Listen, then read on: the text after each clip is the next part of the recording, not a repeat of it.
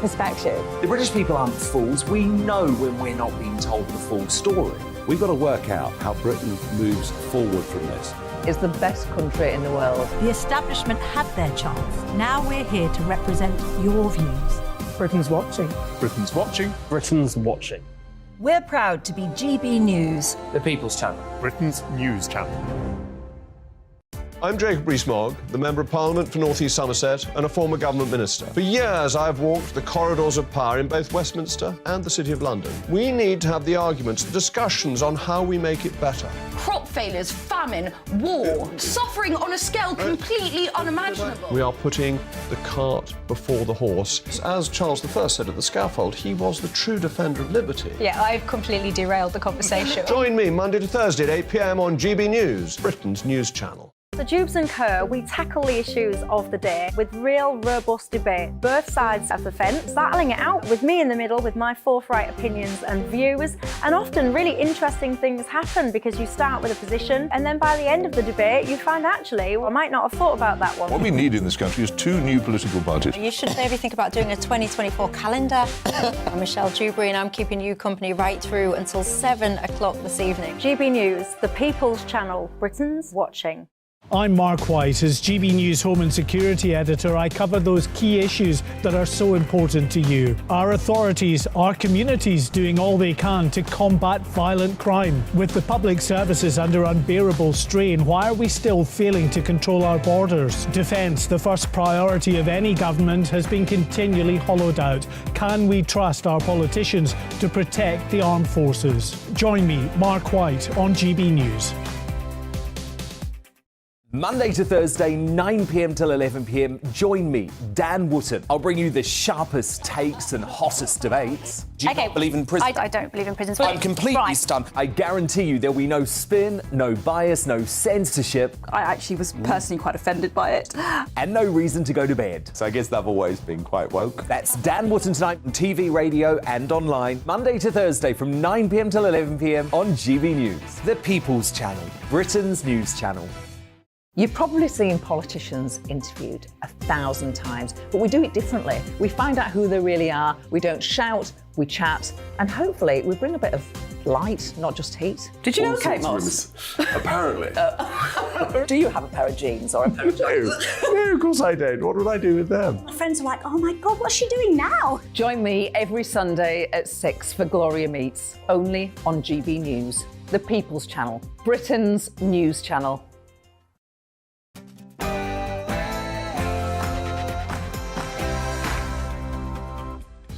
It is Tuesday, the 6th of June. This is To The Point with Bev Turner and Tom Harwood today. And Harry is in court. For the first time in over 100 years, a senior member of the royal family gives evidence. We'll bring you the details throughout the programme. It's part of his case against Mirror newspapers over phone hacking. He's going to be cross-examined by a top barrister. He's likely to face detailed questioning about his private life. How will he do? And the Schofield saga reaches Westminster. An ITV boss faces questions from MPs. All to come on To The Point.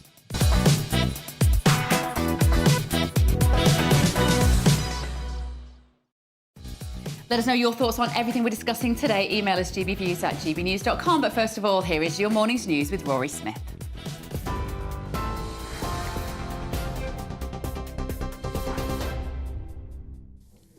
Thank you very much, Bev. The Duke of Sussex is expected at the High Court shortly to give evidence against the publisher of the Daily Mirror.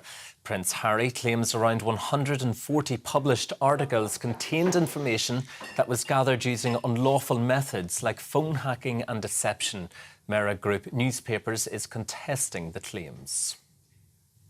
ITV representatives are expected to be grilled in Parliament later over the broadcaster's handling of Philip Schofield's affair. Agnes Brooke from the management team is attending Parliament's Culture, Media and Sport Committee, but it's expected the meeting will be dominated by the scandal.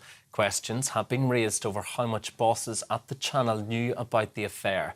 Schofield quit ITV after admitting his involvement with a younger male colleague on This Morning. The chairwoman of the COVID-19 inquiry is set to respond for the first time to a High Court challenge over her request for Boris Johnson's WhatsApp messages. Baroness Heather Hallett will hold a preliminary inquiry hearing later to address Minister's decision to bring forward a judicial review. It's after the Cabinet Office failed to meet the deadline for providing the messages and instead opted to challenge the request through the court system. Foreign Secretary James Cleverly says the best thing Russia could do now is withdraw their troops immediately following the destruction of a dam in Ukraine. The explosion of the Kakhovka Dam, which is 30 metres tall and 2 miles long, caused people living in low-lying parts of the city of Kherson to evacuate. Ukraine and Russia are accusing each other of causing widespread flooding in the region. It's reported 22,000 people and 14 settlements are at risk of flooding. You're up to date, but you can get more on all of those stories by visiting our website at gbnews.com. Now, though, back to Bev and Tom.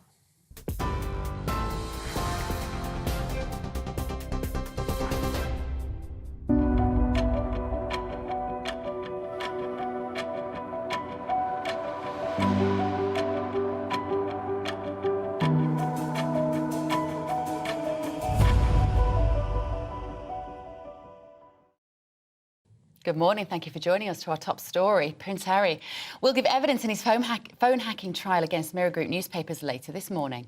It's a genuine trial of the century. No member of the royal family has testified in court for over 100 years. Duke of Sussex was accused of wasting the court's time after he skipped out on the first day of the trial yesterday after choosing to stay in California for apparently his daughter's birthday. Now, the Mirror Group has denied accusations of phone hacking, but is Harry's testimony set to change this game? The government says it's willing to enter into mediation with the COVID inquiry. The battle over Boris Johnson and other ministers' WhatsApps continues. And Tory MPs have been criticising the decision to challenge their inquiry chair, Baroness Hallett. So joining us now is our political reporter, Olivia Utley. Good morning, Olivia. Lots to get through there. Two big stories of the day. First of all, let's start with Harry's court case before we talk about the COVID inquiry. What do we expect to happen this morning? Give us the schedule of events. Yeah, the court is starting today and we are expecting there are big crowds already on the streets. Harry won't be speaking today, I don't think. It's going to be later in the week. But there's huge excitement building up around it. The Mirror Group has been holding out against settling while News UK has settled. So it's set to be quite dramatic. But on the Boris WhatsApp gate issue, this, of course, is a story that has been rolling on for quite some time. The former Prime Minister seems to be much more open about wanting the inquiry or allowing the inquiry to go through his communications than the current Prime Minister. Is this a real dividing line within the Conservative Party? Well, absolutely. Boris Johnson really threw a grenade under Rishi Sunak last week by saying that he was prepared to hand over his WhatsApps directly to the COVID inquiry. By normal practice, it would be the Cabinet Office who is responsible. Olivia, I'm just going to have to interrupt you there. We do have now live pictures of Prince Harry arriving at court. He has flown in this morning from California, and there he is very swiftly walking through into court here in London, and we can see an entourage behind him, and indeed what looked like a little box of evidence. I don't know if that's going to be consequential later on. But, huge amount of press, obviously the world's press down there this morning. Harry leaped out of his black Range Rover, as he does if you're listening on the radio, and was straight in the door. We obviously won't have footage inside the court, of course. We do not televise our court cases in this country, but there will be reporters in there. There will be information coming out as the morning goes on, and we will be bringing you that as we hear it. But for the moment, let's get back to Boris Johnson's WhatsApps and indeed Rishi Sunak's WhatsApps. Olivia, apologies for interrupting you there. This is indeed a great point of consternation. Absolutely. So Rishi Sunak was refusing to hand it, well, the Cabinet Office on behalf of the Prime Minister was refusing to hand over Boris Johnson's WhatsApps in their unredacted form, apparently because they didn't like the principle of having to hand over all sorts of material that it deemed irrelevant to the COVID inquiry. Now, let's not forget, this isn't the only evidence that the COVID inquiry is going to want to see. We're expecting it to go on for a few years, and of course many government ministers are going to be expected to hand over their WhatsApps. So the point the Cabinet Office wants to make is that we cannot set a precedent for all sorts of unambiguously irrelevant material, as they call it, to be handed over. And the government has been prepared to take this to judicial review. Now, plenty of eminent lawyers have said that the government has no case at judicial review. The government essentially agreed up front the terms of the COVID inquiry, and those terms gave Baroness Hallett a very broad remit. She's essentially allowed to see whatever she likes under those terms. But the Cabinet Office was prepared to take it to judicial review anyway. Jeremy Quinn, the Cabinet Office Minister, has now said that judicial review is going to be expedited. Tory MPs are getting a bit het up about the idea. They don't like the fact that this is all looking a bit like a cover-up. Jeremy Quinn has tried to placate them, saying that the judicial review hearing will now be heard at the end of June, the 30th of June. And he's also said that the government might be prepared to mediate over the course of June, and they are hoping that it doesn't end up in court. So it might be that this is the beginning of a climb down. Of course, the judicial review over whether or not to hand over Boris Johnson's WhatsApp messages is a bit irrelevant now that Boris Johnson has handed them over directly to the COVID inquiry himself. So, you know, it's ripe ground for a climb down, if you like. There is no purpose in conducting this judicial review. But the COVID inquiry starts at 10:30 today. Been waiting for it a long time, and it'll be really interesting to see what the Cabinet Office decides to do. Will they stick to this principle or not? Apologies for that.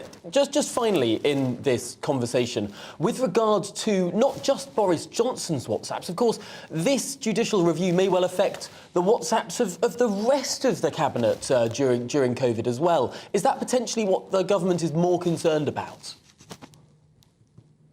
Yes, that does seem to be what the Cabinet is more concerned about. I mean, the Cabinet will continue. The Cabinet Office has argued all the way through that this isn't about hiding particular messages from certain Cabinet Ministers to other Cabinet Ministers. It is simply about the principle. It's about the privacy issue. It's about the idea that if the COVID inquiry is allowed to access the unredacted WhatsApps of all sorts of Cabinet Ministers and senior civil servants over the course of 3 years, then there will be lots of sort of private information that gets out. That is what they claim. Of course, many people think that what is actually going on is that there are certain Cabinet Ministers, there are 9 Cabinet Ministers still sitting in government who were in government in 2020, and it could be that there is something damaging or embarrassing, at least, that one of them said in some messages that they don't want to get out.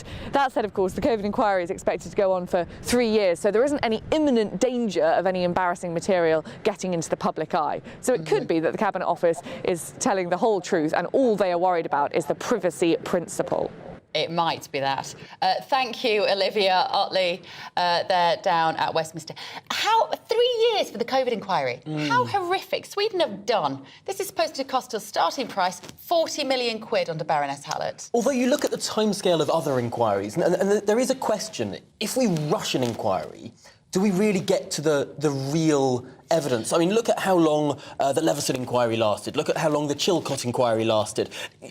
In order to get to the real truth, do we not need to give this a proper amount of time? I think a certain amount of time, Tom, yeah, but this is just ridiculous. By the time they come to any conclusions, all of these MPs will have ridden off into the sunset to make their millions, dining out on the role they played in a pandemic, which might turn out, as we saw from the brilliant report yesterday, to have been a complete overreaction.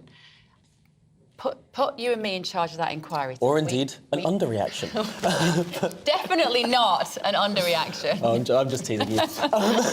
But let's get back to Prince Harry in the High Court now. Just a few minutes ago, we saw Prince Harry, of course, arrive at the High Court. Let's have a look at those pictures again now. Of course, he drove up in his Range Rover, his black Range Rover with tinted windows.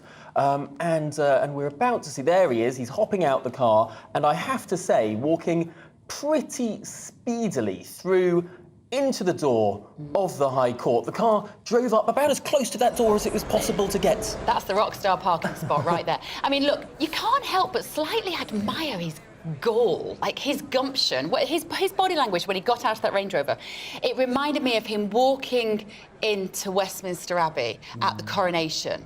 You know, when he walked in and you walk through that room and you know that everybody in that room has got very mixed feelings about you, she says rather kindly, and yet you still style it out. And that's the look on his face, isn't it, when he gets out of there, his body language. He's carrying this. I mean, he's going to have to, what the long-term effects we will only see in the fullness of time, whether he can genuinely handle this. I mean, it is astonishing bravado, of course, to turn up a day late to this trial, a day late because of your daughter's birthday party. Now, I don't yet have children, but and I know that children's birthday parties are very important. They're not that important. But hopefully you do get rather a lot of them. They repeat every single year. Yeah. This trial of the century does not repeat every year. The last time a senior royal was appearing in court was 130 years ago. Oh, yes, you love this, don't you? You've been very excited about this fact this morning. Yes. Just remind us who that royal was who appeared in court. Well, Tom. it was the then Prince of Wales, future Edward VII,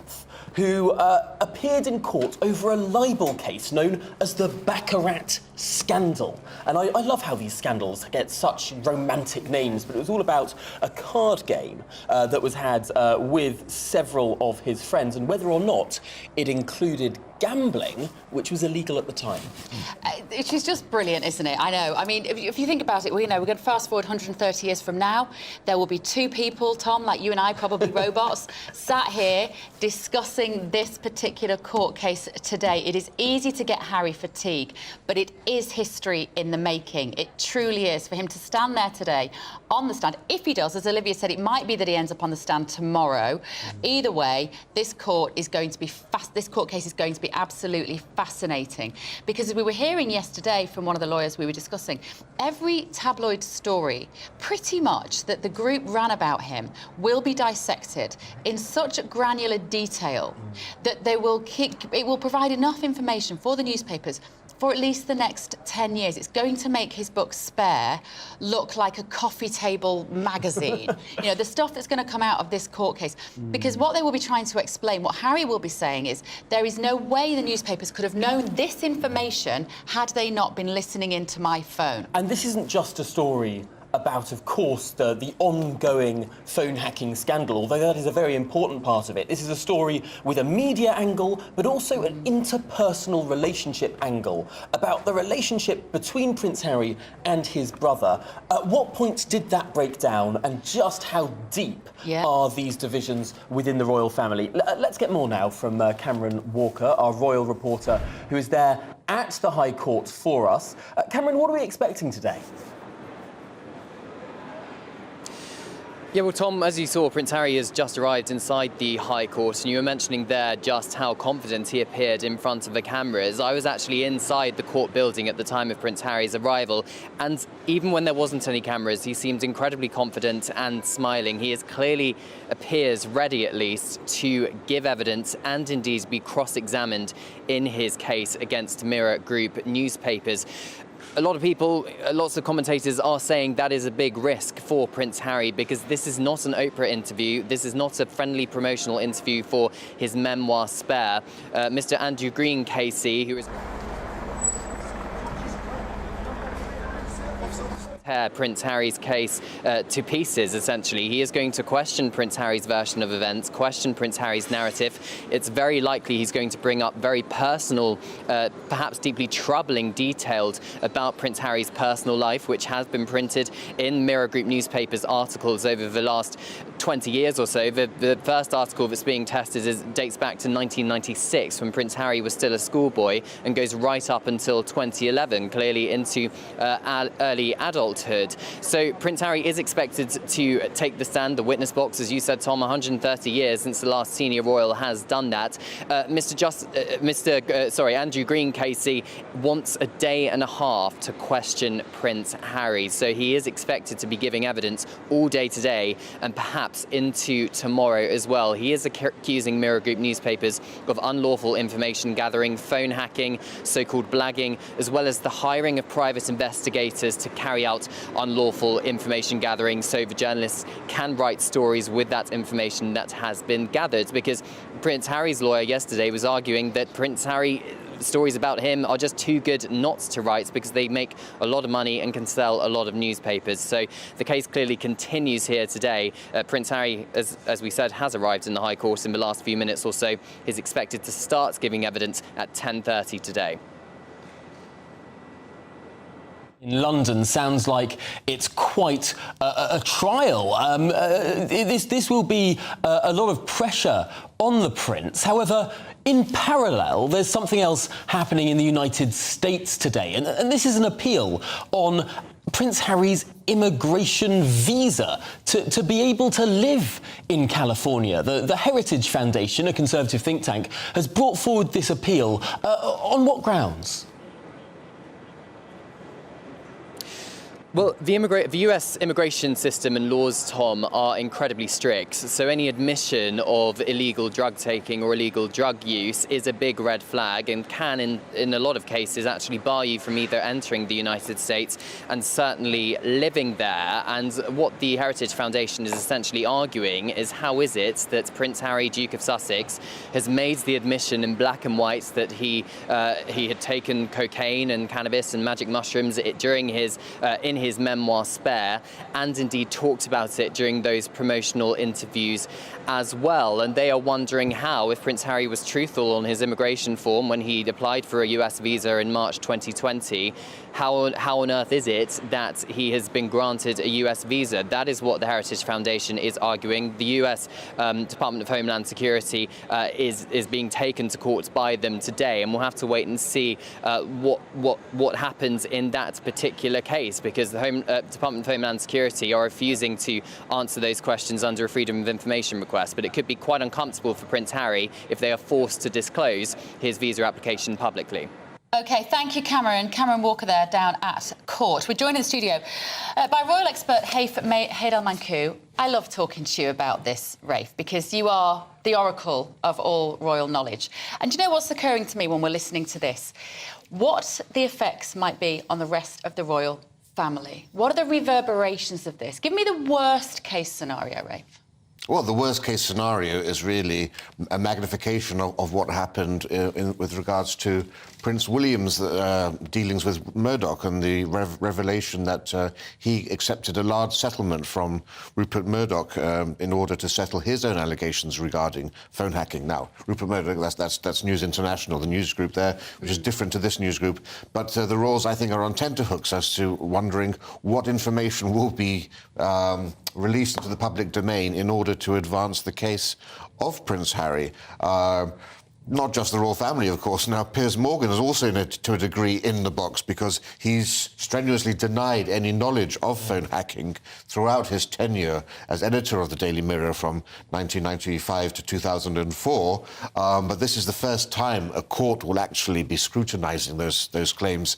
And we've already had yesterday Sherborne, the barrister for Prince Harry's side, revealing intimate letters written by Diana to Michael Barrymore shortly after he came out of the closet, and how those were released and by the Mirror. And, of course, Piers Morgan has said that he has no knowledge of that. So it'll be very, very interesting to see what's happening there. So, yes, as with all things involving the royal family, there are unintended consequences and unforeseen situations that arise from it. Could there be revelations about the relationship that the royals have had with the press in the past that the royals have previously denied, in terms of collaboration and swapping stories at the expense of perhaps one individual versus another? Well, of course, that would undermine, to a degree, the case about phone hacking, because one of the arguments being put forward by Andrew Green KC is, in fact, that it was tips, there were sources that were supplying this information. Because, of course, putting my legal hat on, because I do have a law degree too, I can say that the burden of proof here is on Prince Harry. Now, it's not a criminal case, so it's not beyond a reasonable doubt. It's on the balance of probabilities, which makes it easier for Prince Harry, but he still has to provide the evidence. And unfortunately, none of the journalists who have admitted to hacking high-profile persons have said that they've hacked Prince Harry. There is no evidence of that. So that's what we're really waiting to see. Because, of course, it's very difficult for, the anonymity of your sources as journalists is vitally important, and they don't have to be proclaimed in a court of law. But, of course, William got a quiet payoff behind the scenes without it going to court. Does that suggest that they knew they'd be batting on a sticky wicket when they got to court in terms of hacking William. They must. Well, that was, of course, that was a different... We're talking about Murdoch here. We're not talking about the Mirror Group. Sure, here. but... From Fitzwilliam's perspective, of course, he was just doing what the royals do. Never complain, never explain. Have a private settlement because, of course, whilst Prince Harry regards taming the media as his lifelong mission, as we know for the King, it's a suicide mission rather than a life's mission. And that was Prince William's tack. And, of course, we've seen that in the past with other royals. Can we row back and have a look at the history here? We're calling this the trial of the century, and now perhaps that's a little bit hyperbolic, but in some ways... The Nuremberg trial may take priority. Now, in some ways, it is accurate, because, of course, it's 130 years since a senior royal appeared in court like this. How consequential is that? I think it's hugely consequential because, of course, the mystique of monarchy is very much in the fact that it is somehow not part of everyday life. You know, Charles de Gaulle once said, prestige cannot survive without mystery, for one reveres little what one knows well. And what we've seen over recent decades is a chipping away of that elevated status that is somehow ethereal. And once you let daylight in upon magic, the purpose of monarchy becomes less and less relevant and important. And that's one of the things that I think Prince Harry is going to be known by, is that over the course of the last few years, he's done everything possible to pull down the curtains surrounding the monarchy. I absolutely adore that de Gaulle quote, because it's just sort of a slightly fancier way of saying never meet your heroes. Yes, exactly. We're not only going to meet them, we're going to learn even more about the scandals that we've read about over the years with Harry and other royal members. We'll get pulled into this. Well, of course, Prince Andrew's infamous Newsnight interview is still providing material 4 years later. Now we're going to have the most tender and delicate and sensitive era for the royal family, the 90s, being brought back into the public eye. Scandals that everybody in the royal family would rather not have re-emerge into public scrutiny, but I'm sure you're going to be seeing now on the front pages of these newspapers over the days to come more unwanted attention on, let's say, unpalatable aspects of royal life. Yeah. Lots and lots to come out in the next 2 days. Rafe, for now, thank you very much for going through all of that with us. Now you can watch breaking coverage of all of Prince Harry's time in the High Court, of course, live on GB News this week. This is the only place that will bring it to you as it is happening. Still to come, Prince Harry is due to give evidence today in court, of course, after failing to turn up yesterday because of his daughter Lilibet's birthday. This is To The Point on GB News, Britain's news channel.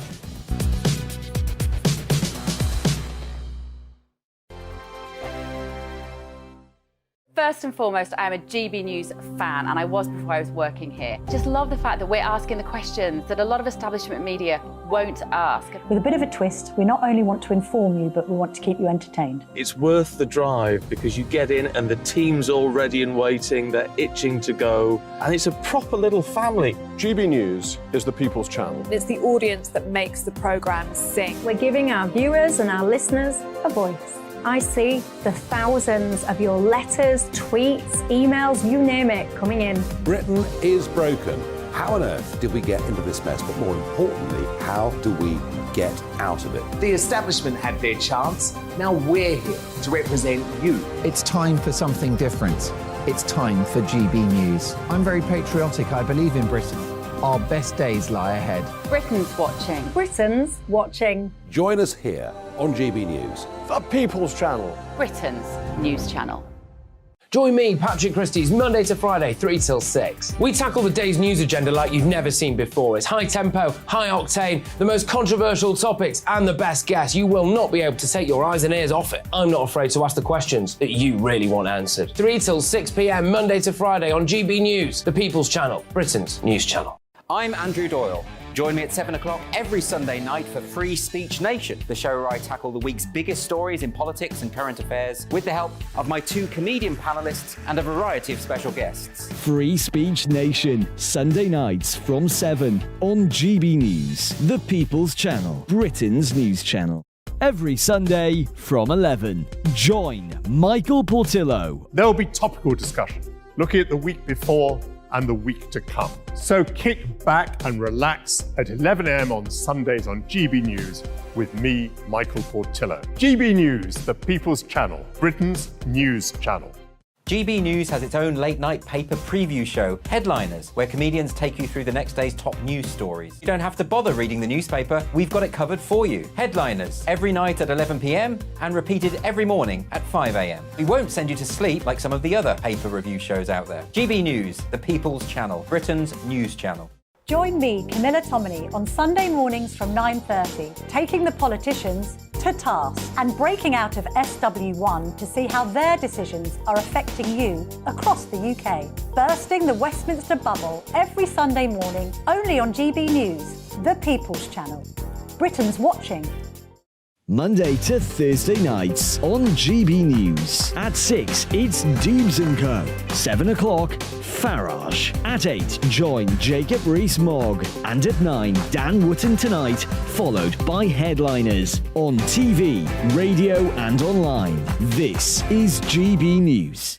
Westminster is going around in ever-decreasing circles, followed by the media. Britain is broken. How on earth did we get into this mess? But more importantly, how do we get out of it? Join me at 7 p.m, Mondays to Thursdays on Farage. Here on GB News, we will have open, rational debate. We've got to work out how Britain moves forward from this. Join us here on GB News, the People's Channel. Britain is watching.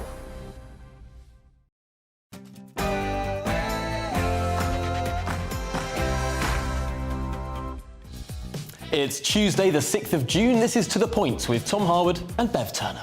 So Harry arrives at court for the first time in over 100 years. A senior member of the royal family will shortly give evidence in a trial. We'll bring you all the details throughout the programme. It's part of his case against the Mirror newspaper group over phone hacking.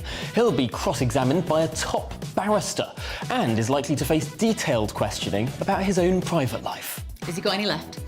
And the Schofield saga reaches Westminster. An ITV boss is facing questions from MPs today. All of that on To The Point.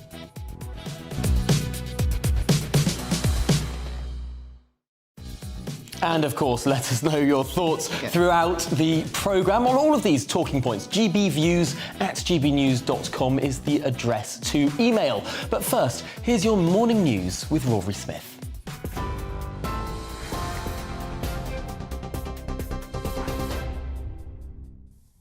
Thank you very much, Tom. The Duke of Sussex has arrived at the High Court to give evidence against the publisher of the Daily Mirror. Prince Harry claims around 140 published articles contained information that was gathered using unlawful methods like phone hacking and deception. Mirror Group Newspapers is contesting those claims. Well, meanwhile, the US government will be challenged in court over its decision to give the Duke of Sussex a visa in 2020. It's after Prince Harry's admission of illegal drug use in his book Spare. It's not known if he admitted this for the visa application. US official policies say that visa applicants who are found to be drug users or addicts are inadmissible. ITV representatives are to be expected to be grilled in Parliament later over the broadcaster's handling of Philip Schofield's affair. Magnus Brook from the management team is attending Parliament's Culture, Media and Sport Committee, but it's expected the meeting will be dominated by the scandal. Questions have been raised over how much bosses at the channel knew about the affair. Schofield quit ITV after admitting his involvement with a younger male colleague on This Morning. The chairwoman of the COVID-19 inquiry is set to respond for the first time to a High Court challenge over her request for Boris Johnson's WhatsApp messages. Baroness Heather Hallett will hold a preliminary inquiry hearing later to address ministers' decisions to bring forward a judicial review.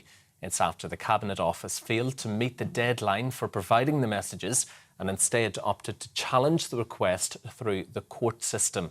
Cabinet Office Minister Jeremy Quinn defended this, saying it will be lawyers, not politicians, who would decide what is and what is not relevant information for the inquiry. Peers have issued a threat to delay the illegal migration bill unless the government provides details of the financial consequences of the proposals.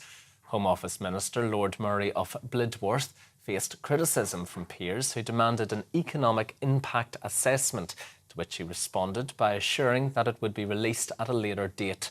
The bill is currently undergoing detailed scrutiny in the Lords, with potential amendments expected. Foreign Secretary James Cleverly says the best thing Russia could do now is withdraw their troops immediately following the destruction of a dam in Ukraine. The explosion of the Kakhovka Dam, which is 30 metres tall and 2 miles long, caused people living in low-lying parts of the city of Kherson to evacuate. Ukraine and Russia are accusing each other of causing widespread flooding in the region. It's reported 22,000 people and 14 settlements are at risk of flooding. The Prime Minister's AI advisor warns the technology could help produce killer weapons within 2 years. Matt Clifford said that unless AI producers are regulated on a global scale, then there could be very powerful systems that humans could struggle to control. It comes as last month the Prime Minister spoke about the government's ambitions to advance capability in AI and use its potential to deliver better outcomes for the British public. The man accused of murdering a Met Police sergeant inside Croydon Police Station in 2020 is set to go on trial later today. 25-year-old Louis de Zoya from Surrey pleaded not guilty to the charge in April. 54-year-old Sergeant Matt Ratana died after suffering a fatal wound to the chest after being shot. He was a former protection officer to Princess Diana and was 2 months off retirement when he was killed. The trial is expected to last 3 weeks. The Cross-Party Public Accounts Committee has criticised the government for its so-called sluggish efforts to recover taxpayer money lost to fraud and error during the pandemic. In a report released today, the PSC has called for a step change in Whitehall's risk management approach to avoid similar crises in the future. The report also highlighted recurring problems within the government's financial practices. The committee has called for urgent action to rectify the situation and restore public trust, with the government yet to respond to those findings. Children's doctors have called on the government to ban disposable vapes, warning that youth vaping is fast becoming an epidemic among children. Royal College of Paediatrics and Child Health says the product is just as addictive as traditional cigarettes. The government consultation on e-cigarettes closes today. Tech giant Apple has unveiled a reality headset, Vision Pro, describing it as the most advanced device ever. It's called Vision Pro and it combines virtual reality, where the user is immersed in the digital world, with augmented reality, where digital images are overlaid onto the real world. The technology is controlled by the user's eyes, hands and voice. This is GB News. We'll bring you more as it happens. Now though, back to Bev and Tom.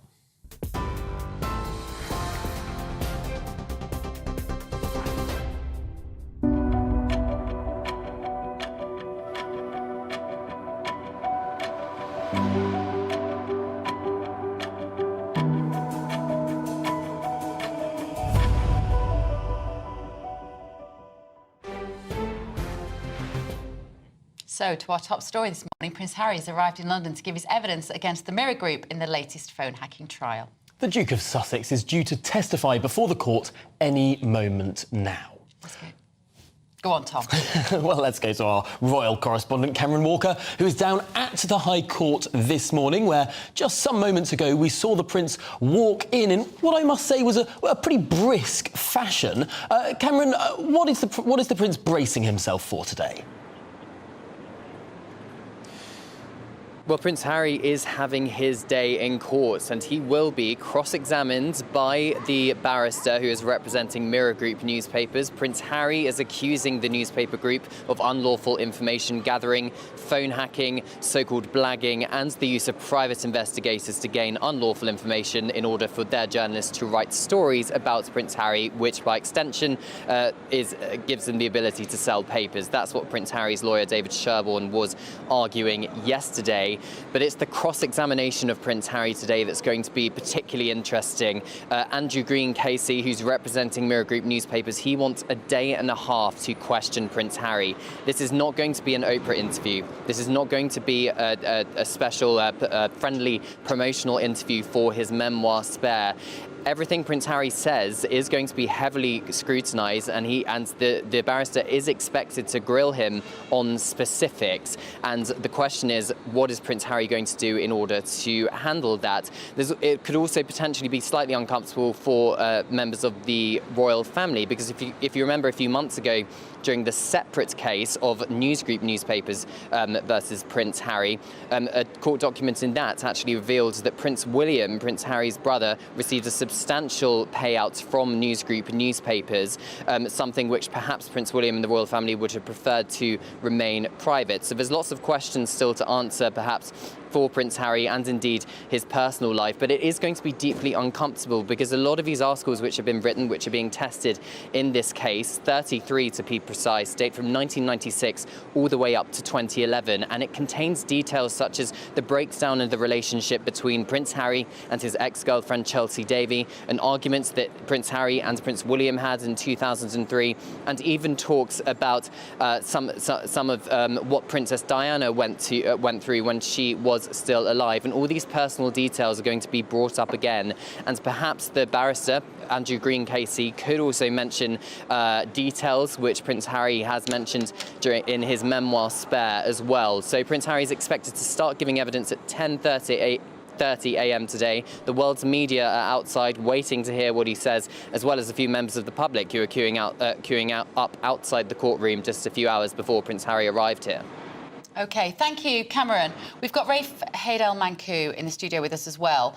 Rafe, I'm interested to talk about two of the key protagonists in this court today, but not actually Harry. What do we know about the lawyers? David Sherborne is Harry's lawyer, Andrew Green, the Mirror Group lawyer. Yes, so two very high-profile barristers, both amongst the leading figures in the country, both skilled in a variety of areas, not just in this area that we're dealing with today. David Sherborne, certainly the more famous and glamorous because he's represented many, many celebrities over the years, including Princess Diana, it has to be said. He was also representing celebrities in the Leveson inquiry, so, of course, he certainly has cut his teeth when it comes to phone hacking. People may remember his famous shaggy dog hair from representing Colleen, what's her name? Rooney in the Vardy affair, the Wagatha Christie tale. But also he's represented, Mike Douglas and Catherine Zeta-Jones and various other people. Opposing him will be Andrew Green KC, who really is known as a beast in the courtroom. But his style isn't necessarily as confrontational and aggressive as perhaps some commentators we've heard have said. He has quite a conversational style, which actually catches people off guard and they're lulled into a false sense of security. And quite often they don't actually realise that they're undermining their own case. And that actually may be one of the ways in which Prince Harry may be tripped up. Of course, he may also become rather tetchy. Andrew Green knows people's weaknesses, and of course, tetchiness is something that Prince Harry is known for. His job, Andrew Green, is to actually portray Prince Harry as a very bad historian, if I can say, that his recollection of the truth, remember the Queen recollections may vary, will apply in this case, because English courts now are very reluctant to accept oral testimony on its own. There has to be evidence backing up that oral testimony, and as we've just been discussing, there isn't much evidence that can back up the testimony that's being put forward here. So if he can actually prove that Prince Harry isn't that good on facts and dates, and we know, of course, from all the interviews he's been giving, how bad he actually is on remembering what happened when and where, for the Oprah Winfrey interview and others, that's actually, I think, one of the main advantages that Andrew Green has. So we're expecting Andrew Green, KC, to really dig into these dates, present Prince Harry as an unreliable witness to an extent. I suppose how much of that will will zero in on some of these more personal stories, some of these more intimate facts, and potentially the ones that Prince Harry has opened the door to in the publication of his own autobiography? That's going to be a great deal of it. I mean, the idea is to form an overall picture, right? So things such as, for example, Prince Harry said he remembers being told about his grandmother's death at Eton when one of the masters came in. In fact, he was in Switzerland, on a skiing holiday at the time. You know, that's the sort of thing you would expect someone to remember. But yes, going into these personal stories, but that's going to also require Prince Harry to relive those moments And by reliving all of those painful parts of his life, there's a hope that of course, his memory will become even less sharp than it otherwise Well, he might. wouldn't be allowed to sit there with the notes, would he? He wouldn't be allowed to sit there with any sort of chronology. No. The whole point is you're giving your evidence and you can't refer to notes because, of course, you can't coach. Yeah. You're not supposed to be coaching your client, and then if you have notes there, they could easily have been written by a lawyer. Sure. You would think when it was something about this sort of chronology, would he just be able to say, I can't remember the detail? He'll have to say, I can't remember the detail of that. But, of course, that undermines his case, because if you can't remember it, then how legitimate and authentic could it possibly be?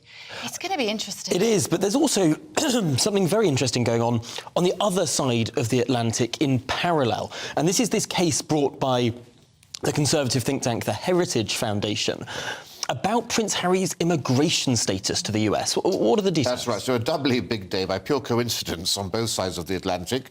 Now, the Heritage Foundation is the world's preeminent think tank, and it's had the Department for Homeland Security in its crosshairs for quite some time, as think tanks over here do, looking at how they administer their immigration policy. And the charge is it's sort of one rule for ordinary people and another rule for global celebrities. So there's a great degree of double standards here. Now, the Americans traditionally excuse me, are very strong on drug use. So you may remember in 2010, Pete Doherty flew into America to JFK and then had to get on a flight back because he was denied because of his drug convictions. The singer from the Libertines. I'm showing my age. I assume people know who that is. And Nigella Lawson, a celebrity cook who wasn't even allowed to board a flight to Los Angeles because of previously telling one of her aides that she had taken marijuana and cocaine. But ironic, given how marijuana is legal in California.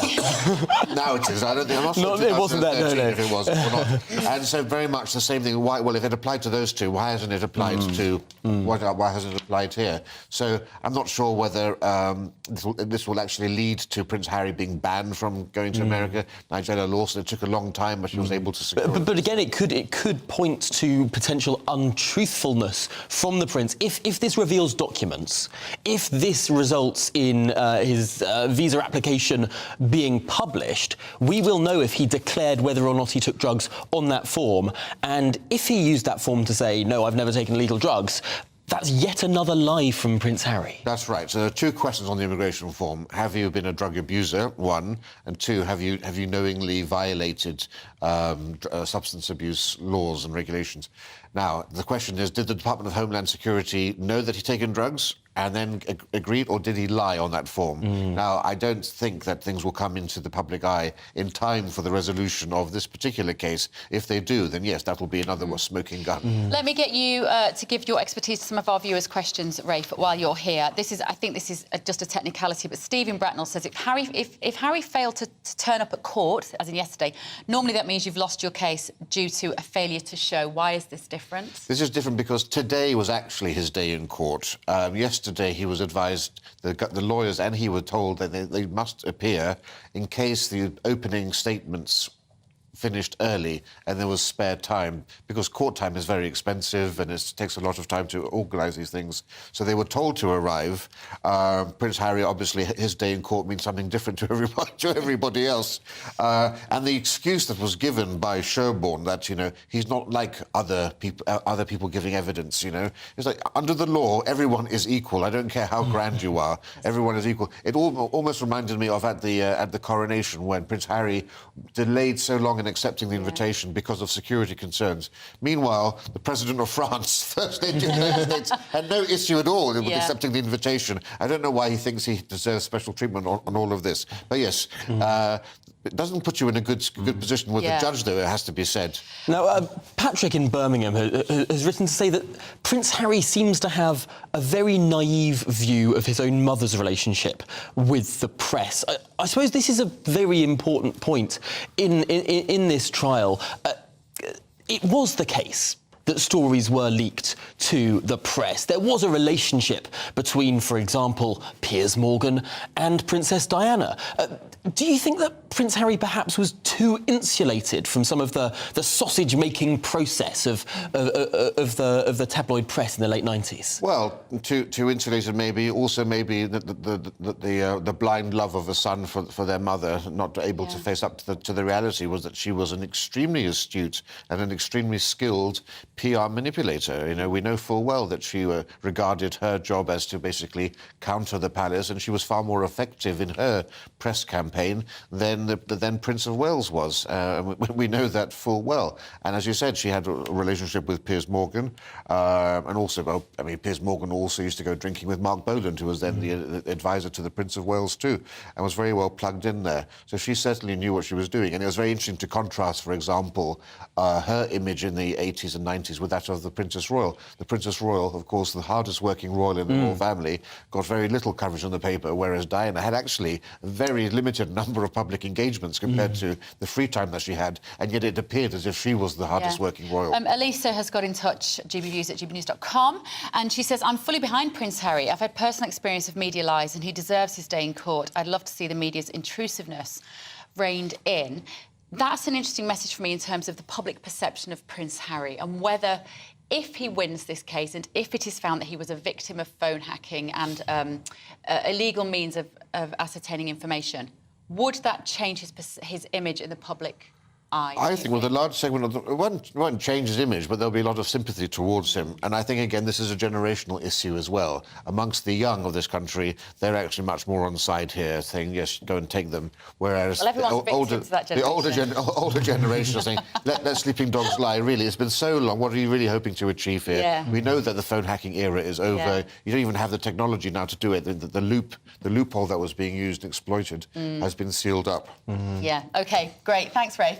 Remember, you can watch all of the coverage of Prince Harry's time in the High Court live on GB News all this week. Now, still to come, ITV executives will attend a parliamentary committee this morning where for the first time they're expected to be questioned over the Schofield saga. This is The Point on GB News, Britain's news channel. We'll get there in a minute. It's all about family, being in people's living rooms, all the interaction and getting to know who our viewers and listeners are. When I was young, my dad used to say, Nana, stop arguing. I wanted an outlet that would enable me to give my opinion. People are going through a really hard time right now, and I know that you don't feel like you're being listened to by the establishment. I came to GB News because it's the People's Channel, and I want the audience to have their say on the events of the day. We're dynamic. We do something different. Democracy shows that the wisdom of the nation is in its people. I get to travel to find out what the story is from a personal perspective. The British people aren't fools. We know when we're not being told the full story. We've got to work out how Britain moves forward from this. It's the best country in the world. The establishment had their chance. Now we're here to represent your views. Britain's watching. Britain's watching. Britain's watching. We're proud to be GB News. The People's Channel. Britain's news channel. I'm Jacob Rees-Mogg, the Member of Parliament for North East Somerset and a former government minister. For years, I've walked the corridors of power in both Westminster and the City of London. We need to have the arguments, the discussions on how we make it better. Crop failures, famine, war, suffering on a scale completely unimaginable. We are putting the cart before the horse. As Charles I said at the scaffold, he was the true defender of liberty. Yeah, I've completely derailed the conversation. Join me Monday to Thursday at 8 p.m. on GB News, Britain's news channel. So Jubes and Kerr, we tackle the issues of the day with real robust debate, both sides of the fence, battling it out with me in the middle with my forthright opinions and views, and often really interesting things happen because you start with a position and then by the end of the debate you find actually, well, I might not have thought about that one. What we need in this country is 2 new political parties. You should maybe think about doing a 2024 calendar. I'm Michelle Dewberry and I'm keeping you company right through until 7 o'clock this evening. GB News, the People's Channel, Britain's watching. I'm Mark White. As GB News Home and Security Editor, I cover those key issues that are so important to you. Our authorities, our communities doing all they can to combat violent crime. With the public services under unbearable strain, why are we still failing to control our borders? Defence, the first priority of any government, has been continually hollowed out. Can we trust our politicians to protect the armed forces? Join me, Mark White, on GB News. Monday to Thursday, 9 p.m. till 11 p.m. Join me, Dan Wootton. I'll bring you the sharpest takes and hottest debates. Do you not believe in prison? I don't believe in prisons. I'm completely stunned. I guarantee you there'll be no spin, no bias, no censorship. I actually was personally quite offended by it. And no reason to go to bed. So I guess they've always been quite woke. That's Dan Wootton tonight on TV, radio and online. Monday to Thursday from 9 p.m. till 11 p.m. on GB News. The People's Channel, Britain's news channel. You've probably seen politicians interviewed 1,000 times, but we do it differently. We find out who they really are, we don't shout, we chat, and hopefully we bring a bit of light, not just heat. Did you know Kate Moss? Apparently. Do you have a pair of jeans or a pair of jeans? No, of course I don't. What would I do with them? My friends are like, oh my God, what's she doing now? Join me every Sunday at 6 for Gloria Meets, only on GB News, the People's Channel, Britain's news channel.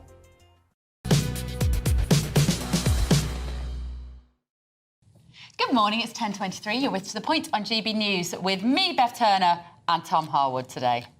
Now, Parliament's Culture, Media and Sport Committee holds today an evidence session to scrutinise the government's draft media bill. But it's a bit more exciting than that. Correct, because answering questions from MPs will be Magnus Brooke, ITV Group Director of Strategy, Policy and Regulation. Again, more interesting than that sounds, amongst others. But the recent Schofield scandal could overshadow this session, and the line on questioning could easily turn towards who knew what and when at this morning. So how did we get here? Our reporter Lisa Hartle takes us through what's happened so far. You, me and all of us at This Morning gave our love and support to someone who was not telling the truth. This Morning has been a flagship ITV show for 35 years. It was in 2009 that Holly Willoughby joined Philip Schofield on the sofa. Their chemistry was a hit with viewers and the pair were said to be good friends over the 13 years working together on the show.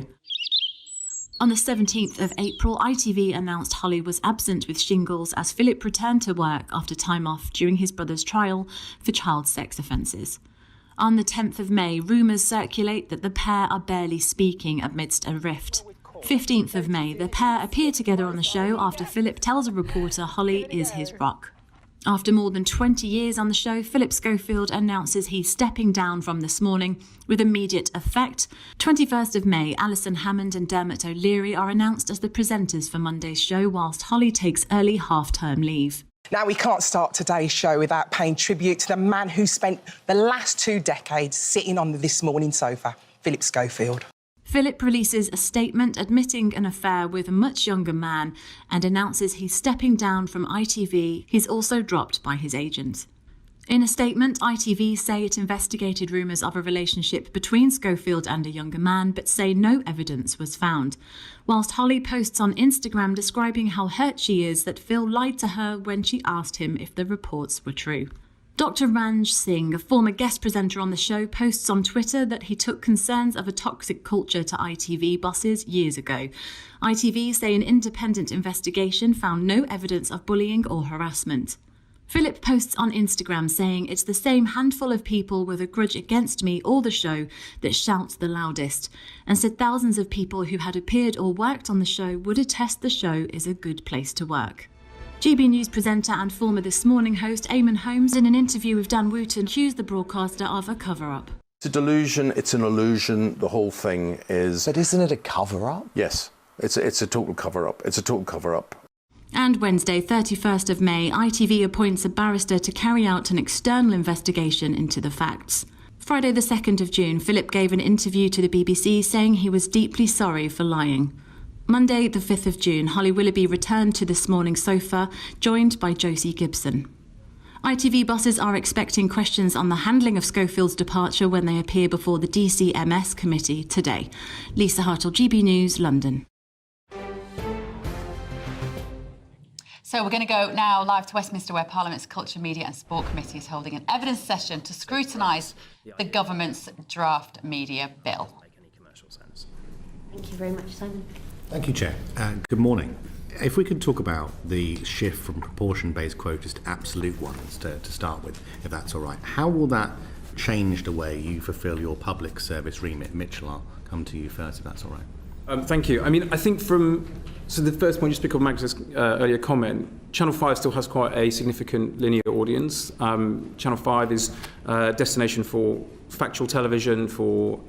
Well, that's, of course, the one of the bosses of Channel 5 speaking there. We'll try and dip back in when ITV does start speaking. Of course, this session before the CMS, or the DCMS committee, is on the draft media bill. So whilst ITV bosses are being questioned, there's a lot of other questions at that committee Can I just say, that was a look what you could have won moment. You could be watching a channel that's literally playing that boring nonsense right now.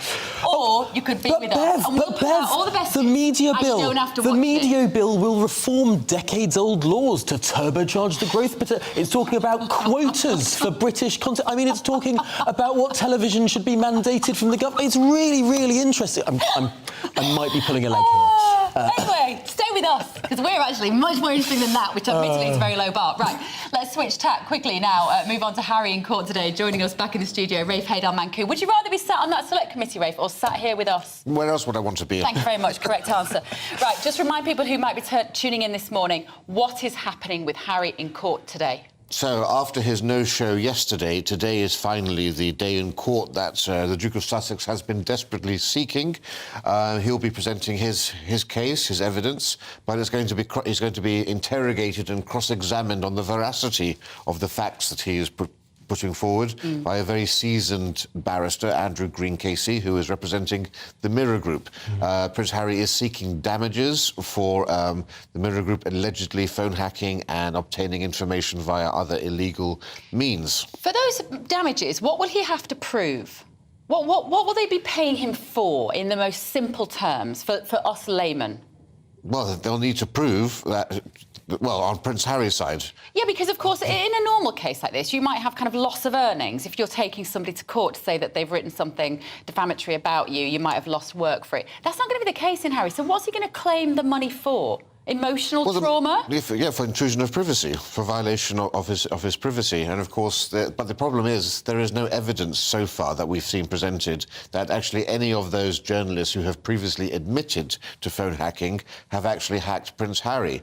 Dan Evans, who was the person who in the 2000s was most responsible for phone hacking, has never said that Prince Harry was one of his one of his targets, even though he did target many other people. That's going to be one of the big things, because it's very easy for the defence to say, oh, we just had tips, we just had sources. And we know for a journalist, the anonymity of your source is sacrosanct and doesn't need to be divulged. So it's quite a difficult thing to prove. But on the other side, this isn't a criminal case, this is a civil case. And so the threshold isn't beyond a reasonable doubt.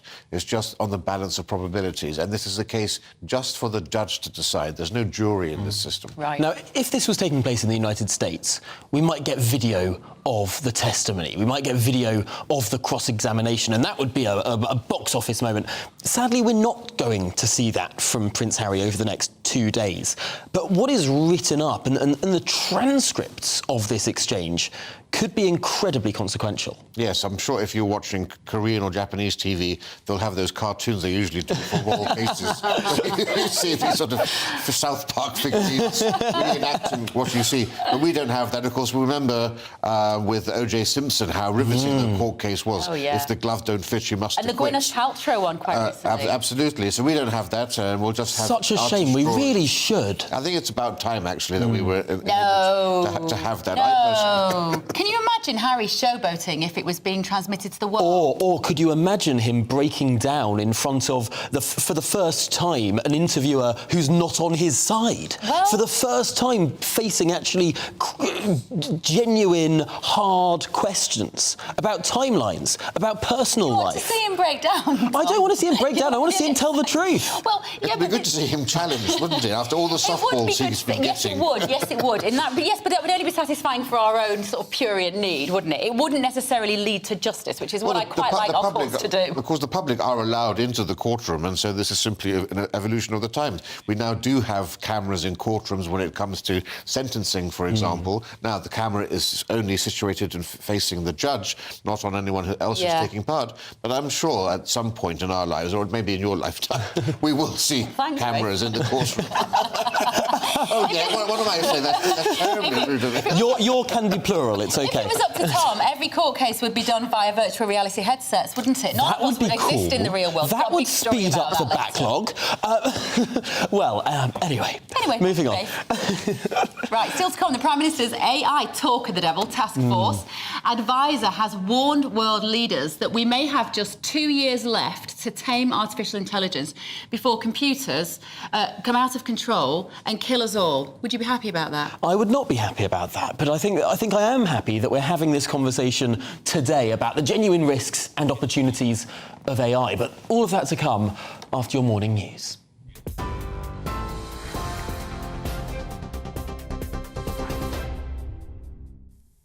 Thank you, Tom. I'm Rory Smith in the GB Newsroom. The Duke of Sussex is in the High Court giving evidence against the publisher of the Daily Mirror. Prince Harry claims around 140 published articles contained information that was gathered using unlawful methods like phone hacking and deception.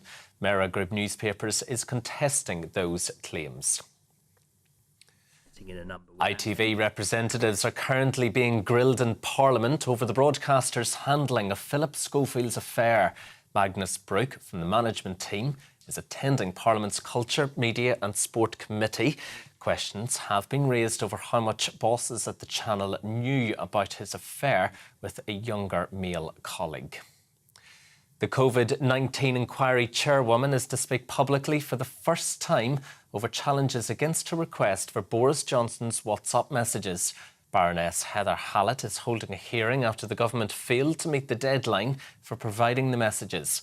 Cabinet Office Minister Jeremy Quinn defended this, saying it will be lawyers, not politicians, who will decide what information is relevant.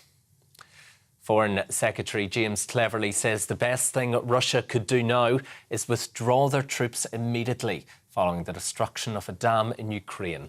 The explosion of the Kakhovka Dam, which is 30 metres tall and 2 miles long, caused people living in low-lying parts of the city of Kherson to evacuate.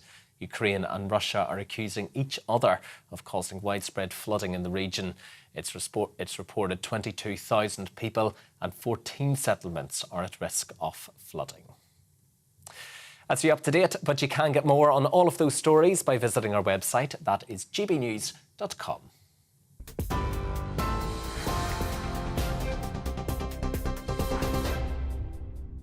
Direct Bullion sponsors the Finance Report on GB News for gold and silver investment.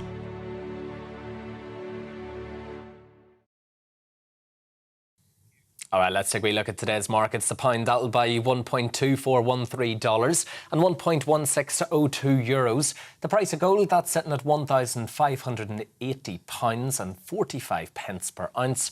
And the FTSE 100, that is at 7,566 points. Direct Bullion sponsors the Finance Report on GB News, investments that matter.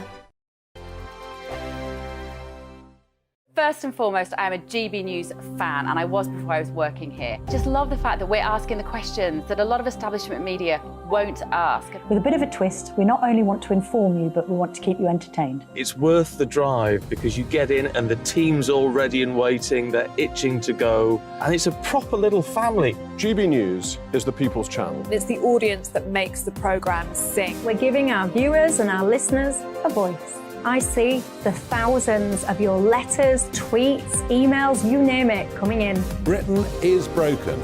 How on earth did we get into this mess? But more importantly, how do we get out of it? The establishment had their chance. Now we're here to represent you. It's time for something different. It's time for GB News. I'm very patriotic. I believe in Britain. Our best days lie ahead. Britain's watching. Britain's watching. Join us here on GB News. The People's Channel. Britain's news channel.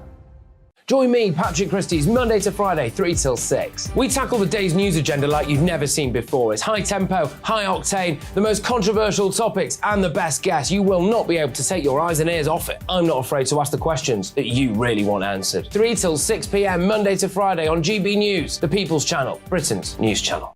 I'm Andrew Doyle. Join me at 7 o'clock every Sunday night for Free Speech Nation, the show where I tackle the week's biggest stories in politics and current affairs with the help of my 2 comedian panellists and a variety of special guests. Free Speech Nation, Sunday nights from 7 on GB News, the People's Channel, Britain's news channel.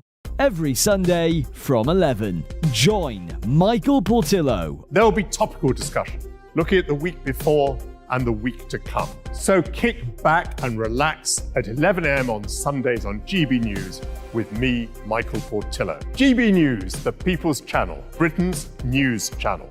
GB News has its own late-night paper preview show, Headliners, where comedians take you through the next day's top news stories. You don't have to bother reading the newspaper, we've got it covered for you. Headliners, every night at 11 p.m. and repeated every morning at 5 a.m. We won't send you to sleep like some of the other paper review shows out there. GB News, the People's Channel, Britain's news channel. Join me, Camilla Tominey, on Sunday mornings from 9:30, taking the politicians to task and breaking out of SW1 to see how their decisions are affecting you across the UK. Bursting the Westminster bubble every Sunday morning, only on GB News, the People's Channel. Britain's watching. Monday to Thursday nights on GB News. At 6, it's Dubes & Co. 7 o'clock, Farage. At 8, join Jacob Rees-Mogg. And at 9, Dan Wootton Tonight, followed by Headliners. On TV, radio and online. This is GB News. Westminster is going around in ever-decreasing circles, followed by the media. Britain is broken. How on earth did we get into this mess? But more importantly, how do we get out of it? Join me at 7 p.m, Mondays to Thursdays on Farage. Here on GB News, we will have open, rational debate. We've got to work out how Britain moves forward from this. Join us here on GB News, the People's Channel. Britain is watching.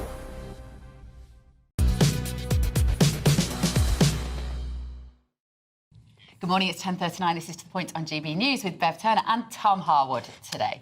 Well, let's dive right into this paper review that we're going to be doing now, or rather news review, live stories as well. I'm joined now by senior political commentator Nigel Nelson and former Olympic swimmer Mark Foster to discuss this morning's big stories. And Nigel, if we can start with you, you've picked out this big battle that seems to be brewing between the government and the House of Lords over illegal migration. Yes, because what the House of Lords are trying to do is hold up Rishi Sunak's illegal migration bill. And so what the Telegraph is reporting is that Rishi Sunak will take the nuclear option and go for the Parliament Act. Now, this is a device that was invented back in 1911, but purely to get through a budget, because the House of Lords, which was in those days predominantly Conservative, Liberal government had a budget, House of Lords wouldn't pass it, country had no money. So that's what it's meant to be for, and occasionally it gets used again. But moreover, the threat of it existing has likely meant that it hasn't really need to be used that often, right, because yes. the Lords will often say, OK, we're the unelected House, the Commons takes primacy. That's absolutely right. The last time it was used was to get the Hunting Act through back in 2004, so it shows how rare this is. But the Lords are determined to try and block this bill one way or another. Rishi Sunak is determined to get it through, and this is the only way he'll be able to do it. There is a question here in terms of whether this will happen in this Parliament, because the Parliament Act means the Lords can delay something for 2 years still. That's right, but yes. 2 years from the second stage to the third stage of the bill passing.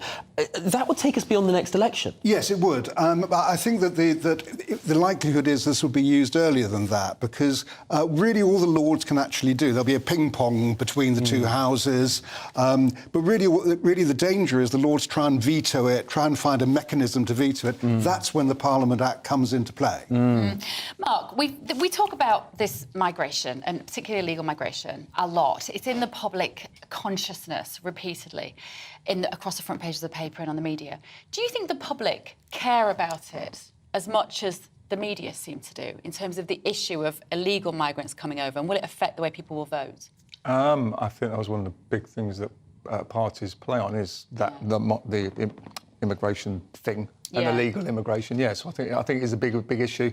I think the bottom line is a lot of the time that we're bamboozled with so much information, we never know and it's the same with a lot of different topics. We never know what is right or wrong, but I think we see by a lot of people being pushed out of the country what a problem it has on the country. So it's sort of like, I don't know, there needs to be a middle ground somewhere. Because, of course, Sunak was talking about this yesterday. 20% down arrivals this year on last year. And he was saying, you know, we got 20% less people coming over in the first 6 months of this year. But that, Nigel, is surely to do with the fact that it was winter. Yes, exactly.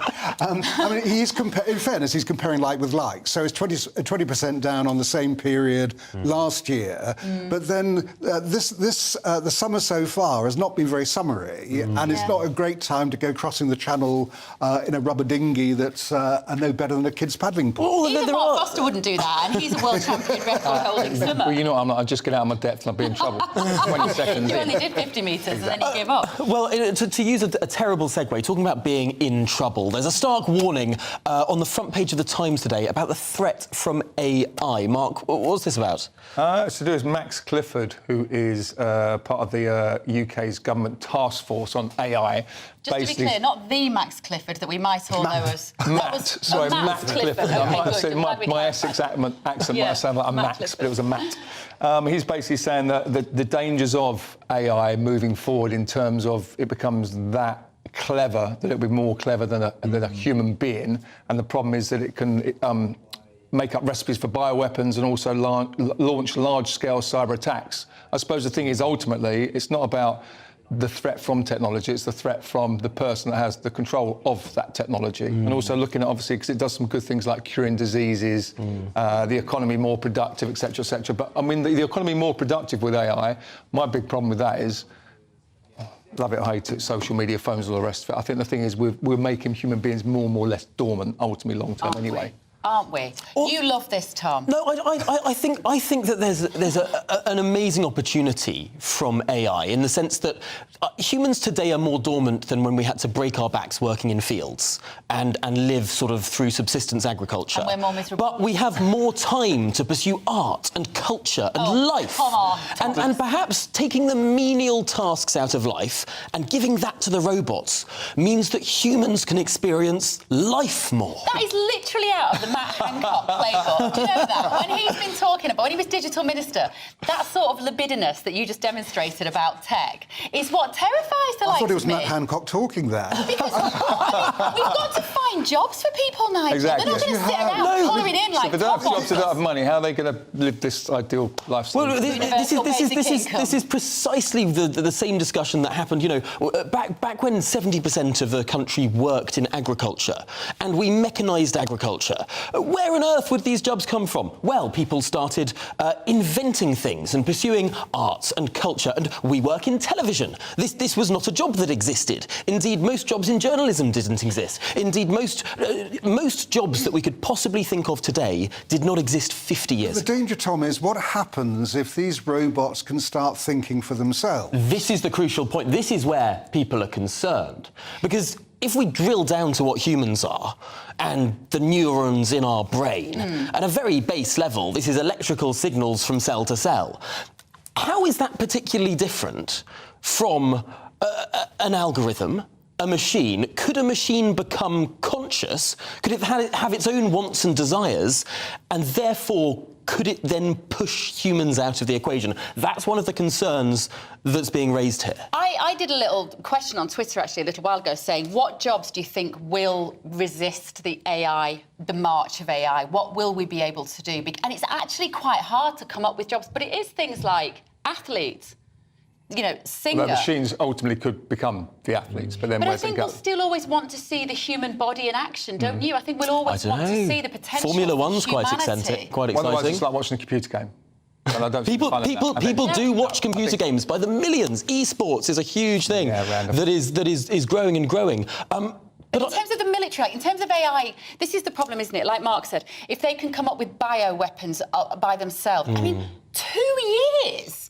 2 years they're talking about being able to do that. Well, this is the concern, and the Prime Minister is heading to Washington DC this evening to talk precisely about this with President Biden and about the need for this sort of. Because you've got a technocrat geek talking to a man with senile dementia. I don't want that conversation to be had between those two men. But it is an interesting point. An AI translator for that session.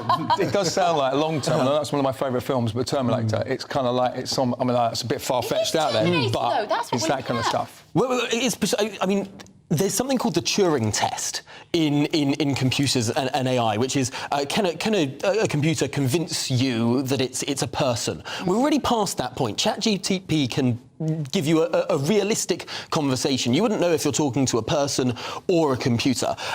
People did not think we would get to this stage now. And if this power of AI is doubling or perhaps even quadrupling year on year, it's very easy to see how within 2 years this is something very different from where we are now. It is different. I couldn't agree, but that's why we have to be really, really cautious about it, isn't it, Nigel? Because can you imagine a time when you're editing a newspaper and you have no human beings in that office? All you're doing is putting a few lines into Tom's little ChatGPT app, and then you've got a whole newspaper. Yeah, but these are the kind of things that could happen. And one of the arguments is, we'd always just pull the plug on it if it was getting out of hand. But what if it could stop you pulling the plug? That could actually keep its energy source going. And the worst thing about politicians, I think, is they're always so far behind technology that it was in 1991 that Tim Berners-Lee discovered the World Wide Web. We're still 30 years on trying to regulate it. Yes, well, I still come back time and time again to what are people going to do with their time? If everything is done by robots and that's making a huge amount of profit for the massive corporations and the shareholders, what are we all going to do for a job? Well, I mean, we don't toil and make food today. We actually have, for the most part, moved out of heavy industry as well. Robots are doing those things, the back-breaking work, the things that people would rather not be doing. You know what the irony is, of course? The jobs that will become valuable is plumbers, electricians, gardeners. I'm not sure. I think robots can mow the lawn. They can. I mean, we're getting robots that can now pick fruit, which actually might be a good thing. It means what you're saying here is that eventually robots will be able to do everything. Well, potentially. So then what do? Or do we just live in an age of abundance? Are we back to Garden of Eden type? Well, I mean, it's opportunities and risks. Laugh more and more people all the time, don't they? All the time. So, and then will robots where do they go? Well, there's a question. But let's get back to this Prince Harry case, because we're just getting in some information now from inside the court. And according to the Mirror Group newspaper, has apologised to Prince Harry for the use of a private investigator who accessed information unlawfully. So they've already apologised in a statement, but it's the first time that they've done it in person. There's also been some discussion on how Harry should be addressed, and it's agreed that he will mainly be addressed as Prince Harry throughout the hearing. The barrister for the Mirror has also told the Prince that you have lived a lifetime of tabloid intrusion. If you consider a question to be unduly intrusive, please say so. Well, that's his get-out-of-jail-free card, isn't it? I don't want to answer that question. Well, also, a slight indication of what's to come and just how intrusive some of this questioning could be. Wow. Yeah. It is going to be good, actually, isn't it? Right, let's get back to you two. You are just as interesting as Prince Harry. Right, Nigel, BBC CBeebies gender row.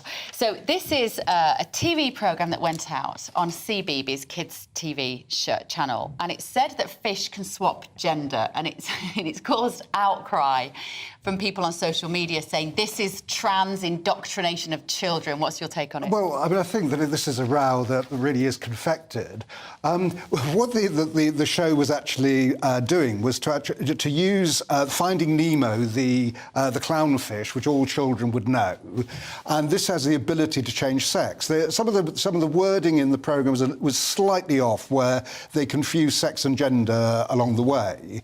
But how giving a scientific fact to children that this particular fish can change its sex is somehow an indoctrination of them about gender politics is beyond it. Well, of course, the theory being, Mark, that it's about the fact that it's Pride Week and they've shown this particular cartoon at a time of Pride Week. Is that a stretch too far, or could there be any truth in that, do you think? I don't know. I read a couple of pieces on that as well, and I don't know. Who knows? Who knows? But doesn't it show the way in which this particular conversation has become so inflammatory? Quite rightly so, sometimes, I would say, in terms of women's freedoms, that this is the conclusion that we jump to. Yeah, I think the changing of the sex of a fish linked to obviously transgender, when that is such a big thing from school through to adulthood. It's a tenuous link, but I'm not sure at the same time it could be done at the same time, because I don't know. I mean, how linked was this in the show though? Because I mean, it is a fact that this fish can swap sex. I think a frog can swap sex as well. That's the plot of Jurassic Park. But also, at some point they were saying it's inaccurate because you can't see a fish's gender. But then I read up on it, and actually you can inspect its gonads, and you can tell that if you locate the female has got orange ovaries and a male has got white tests. But that's interesting. See, sorry, I became obsessed. I didn't know that. Perhaps it would have been good that back when I watched CBBC, maybe they should have shown me. Maybe I'd be more knowledgeable about this area. You're right, because of course part of the issue is that is biological sex. That is not gender. And on the programme they said the fish can change its gender. That's the mistake they made there. That they introduced it by showing a fish that can change from a boy to a girl or a girl to a boy. That bit was fine, but you're absolutely right. They did start confusing the words sex and gender, which was unfortunate. But scientifically, broadly what they were saying was true. I mean, I wonder what will happen when CBeebies gets to archaeology, because recent discoveries have suggested there may be 3 genders in the Iron Age where there was a separate gender of warrior women. Now, would that be seen as indoctrination? What do you mean a separate gender? You've all met warrior women. You go out with a warrior woman, or you're married to one. Was it not the Amazonians who had a tribe of warrior women who would cut off one breast in order to shoot a bow and arrow? See, if that's not warrior-like behaviour, I don't know what is. But it is interesting. In fact, there's a story we're going to talk about in the next section of the show, which I'm dying to hear your take on, Mark, which is about the Leah Thomas, the Olympic swimmer. Is she Olympic? No. It's schools. She won the NCAAs, which is a massive American competition. So, because another American swimmer has now come out and spoken about the coercion that was going on behind the scenes to accept Leah Thomas, the swimmer who transitioned to be male, into their team. And I'm dying to hear what Mark has got to say about that. We've got to go to a quick break now. From one warrior woman now, time to say we're having a little break. Yeah, so there's so much more to come in the next hour. Of course, we're going to be getting more updates throughout the show on Prince Harry. This is GB News, Britain's news channel. Hello again, it's Aidan McGivern here from the Met Office with the GB News forecast. Cloudy for many of us today, brightest in the west where sunshine will come through during the afternoon and it'll feel warm in that sunshine. But we've seen a bit more cloud spread more widely across the UK through the night, and that cloud is going to be persistent in many central and eastern parts with high pressure to the north of the UK and an easterly airflow coming around that high, bringing in low cloud from the North Sea. And that low cloud is going to be persistent across northern and eastern Scotland, much of eastern England, but also across parts of the Midlands into southeast England. So I think disappointingly cloudy for many and feeling cool where we've got that cloud and the breeze from the North Sea. Just 12 degrees, say, on the North Sea coast, but sunshine coming out for the southwest of England, Wales, northwest England, western Scotland and Northern Ireland, feeling warm here. We keep the clear skies in the west overnight, but the cloud elsewhere will tend to thicken. It will creep its way back westwards into East Wales, parts of Devon, Dorset, Somerset, for example, and central Scotland also seeing a thickening of the cloud. Where we've got the cloud, some spots of drizzle possible, but otherwise generally dry night and staying clear for Northern Ireland, Western Scotland, West Wales, and the far southwest of England. A few mist patches in the northwest to start things off on Wednesday. Otherwise, we've got that low cloud once again. I think this time it will retreat back to the coast much more quickly, and it will generally just be coastal by the mid-afternoon. 1 or 2 showers possibly over the highlands, but otherwise plenty of warm sunshine coming through, and it will feel warmer across the south compared with previous days. 24, 25 Celsius will be the warmest day of the year so far. And then into Wednesday night, well, we do it all again. That low cloud creeps westwards once more from the North Sea, and it's going to become fairly extensive by Thursday morning, but it will burn back to the coast, and it's going to be another very warm day. In fact, temperatures are rising, high 20s by the weekend. It's all about family, being in people's living rooms, all the interaction and getting to know who our viewers and listeners are. When I was young, my dad used to say, "Nana, stop arguing." I wanted an outlet that would enable me to give my opinion. People are going through a really hard time right now, and I know that you don't feel like you're being listened to by the establishment. I came to GB News because it's the People's Channel, and I want the audience to have their say on the events of the day. We're dynamic. We do something different. Democracy shows that the wisdom of the nation is in its people. I get to travel to find out what the story is from a personal perspective. The British people aren't fools. We know when we're not being told the full story. We've got to work out how Britain moves forward from this. It's the best country in the world. The establishment had their chance. Now we're here to represent your views. Britain's watching. Britain's watching. Britain's watching. We're proud to be GB News. The People's Channel. Britain's news channel. I'm Jacob Rees-Mogg, the Member of Parliament for North East Somerset and a former government minister. For years, I've walked the corridors of power in both Westminster and the City of London. We need to have the arguments, the discussions on how we make it better. Crop failures, famine, war, suffering on a scale completely unimaginable. We are putting the cart before the horse. As Charles I said at the scaffold, he was the true defender of liberty. Yeah, I've completely derailed the conversation. Join me Monday to Thursday at 8 p.m. on GB News, Britain's news channel. So Dubes and Co, we tackle the issues of the day with real, robust debate, both sides of the fence, battling it out with me in the middle with my forthright opinions and views. And often really interesting things happen because you start with a position and then by the end of the debate you find actually, well, I might not have thought about that one. What we need in this country is 2 new political parties. You should maybe think about doing a 2024 calendar. I'm Michelle Dewberry and I'm keeping you company right through until 7 o'clock this evening. GB News, the People's Channel, Britain's watching. I'm Mark White. As GB News Home and Security Editor, I cover those key issues that are so important to you. Our authorities, our communities doing all they can to combat violent crime. With the public services under unbearable strain, why are we still failing to control our borders? Defence, the first priority of any government, has been continually hollowed out. Can we trust our politicians to protect the armed forces? Join me, Mark White, on GB News. Monday to Thursday, 9 p.m. till 11 p.m. Join me, Dan Wootton. I'll bring you the sharpest takes and hottest debates. Do you not believe in prison? I don't believe in prisons. I'm completely stunned. I guarantee you there'll be no spin, no bias, no censorship. I actually was personally quite offended by it. And no reason to go to bed. So I guess they've always been quite woke. That's Dan Wootton tonight on TV, radio and online. Monday to Thursday from 9 p.m. till 11 p.m. on GB News. The People's Channel, Britain's news channel. You've probably seen politicians interviewed 1,000 times, but we do it differently. We find out who they really are, we don't shout, we chat, and hopefully we bring a bit of light, not just heat. Did you know Kate Moss? Apparently.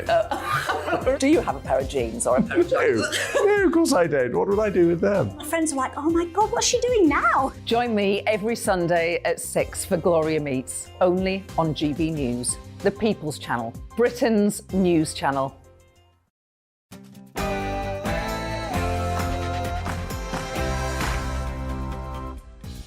It's Tuesday the 6th of June. This is The Point with Bev Turner and Tom Harwood. Now, Harry arrives in court and accuses the Mirror of playing a destructive role in his upbringing by hacking his phone. We'll bring you all the latest. He's being cross-examined as we speak. The Mirror barrister has apologised to the Prince in person for a private investigator who did unlawfully gather information. And the Schofield saga reaches Westminster. An ITV boss faces questions from MPs. That's all to come. On to The Point.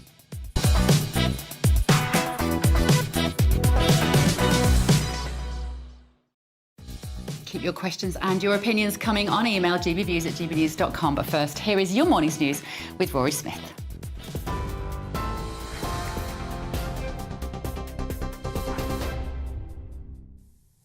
Thank you very much, Bev. Well, as you've been hearing, the Duke of Sussex is in the High Court giving evidence against the publisher of the Daily Mirror.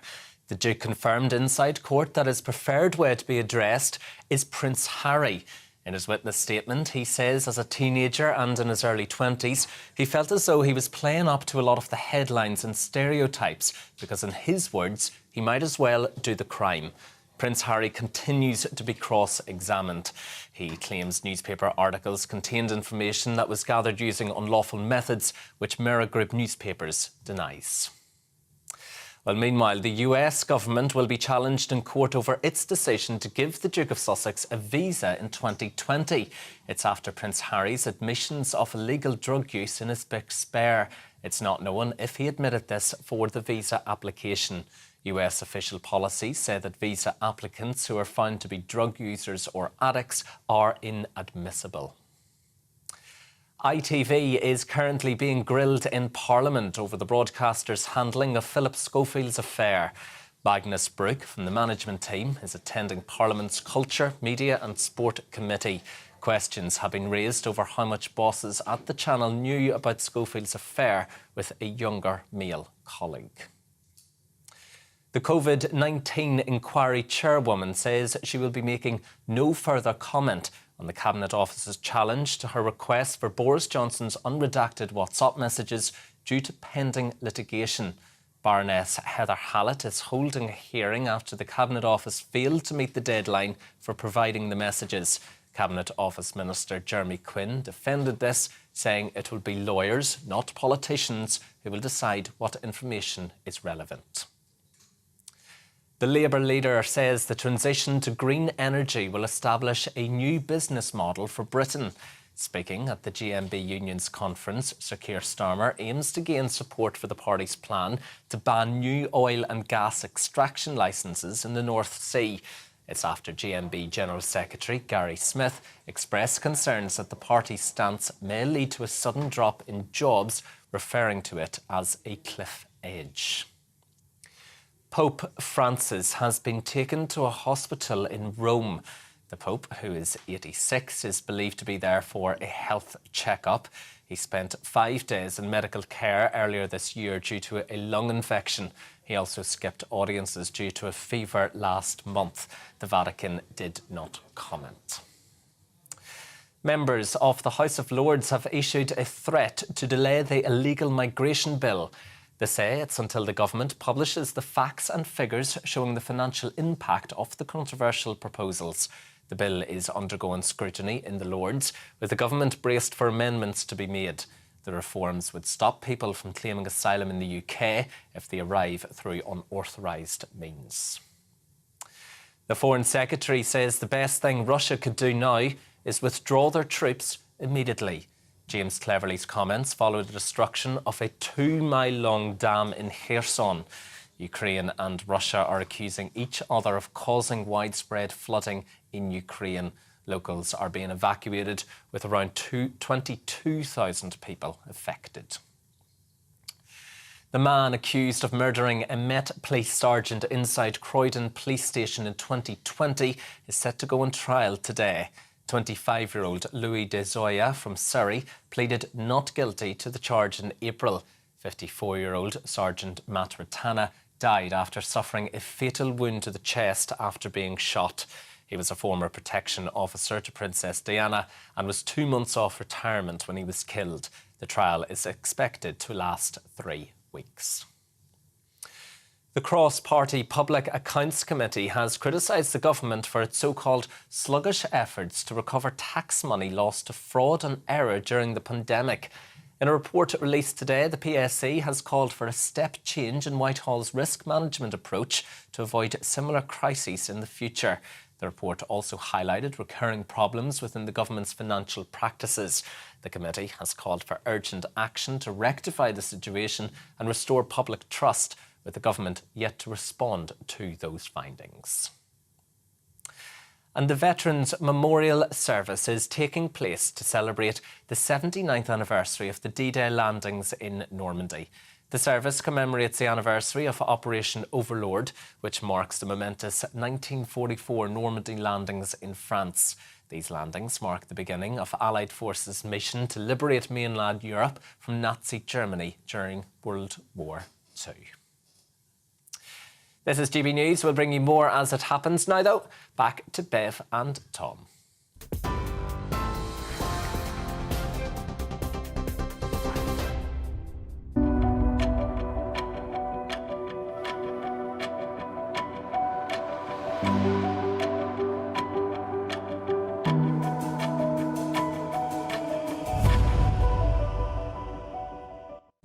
Our top story this morning, Prince Harry is currently in court at this moment, giving his evidence in the phone hacking trial against Mirror Group newspapers. Well, the Mirror Group denied the accusations of phone hacking, but the Duke's testimony could change everything in this groundbreaking trial. Let's go now to our royal correspondent, Cameron Walker, who is down at the High Court this morning. Last time we spoke to you, Cameron, good morning. Harry hadn't taken to the stand. He subsequently has. What happened?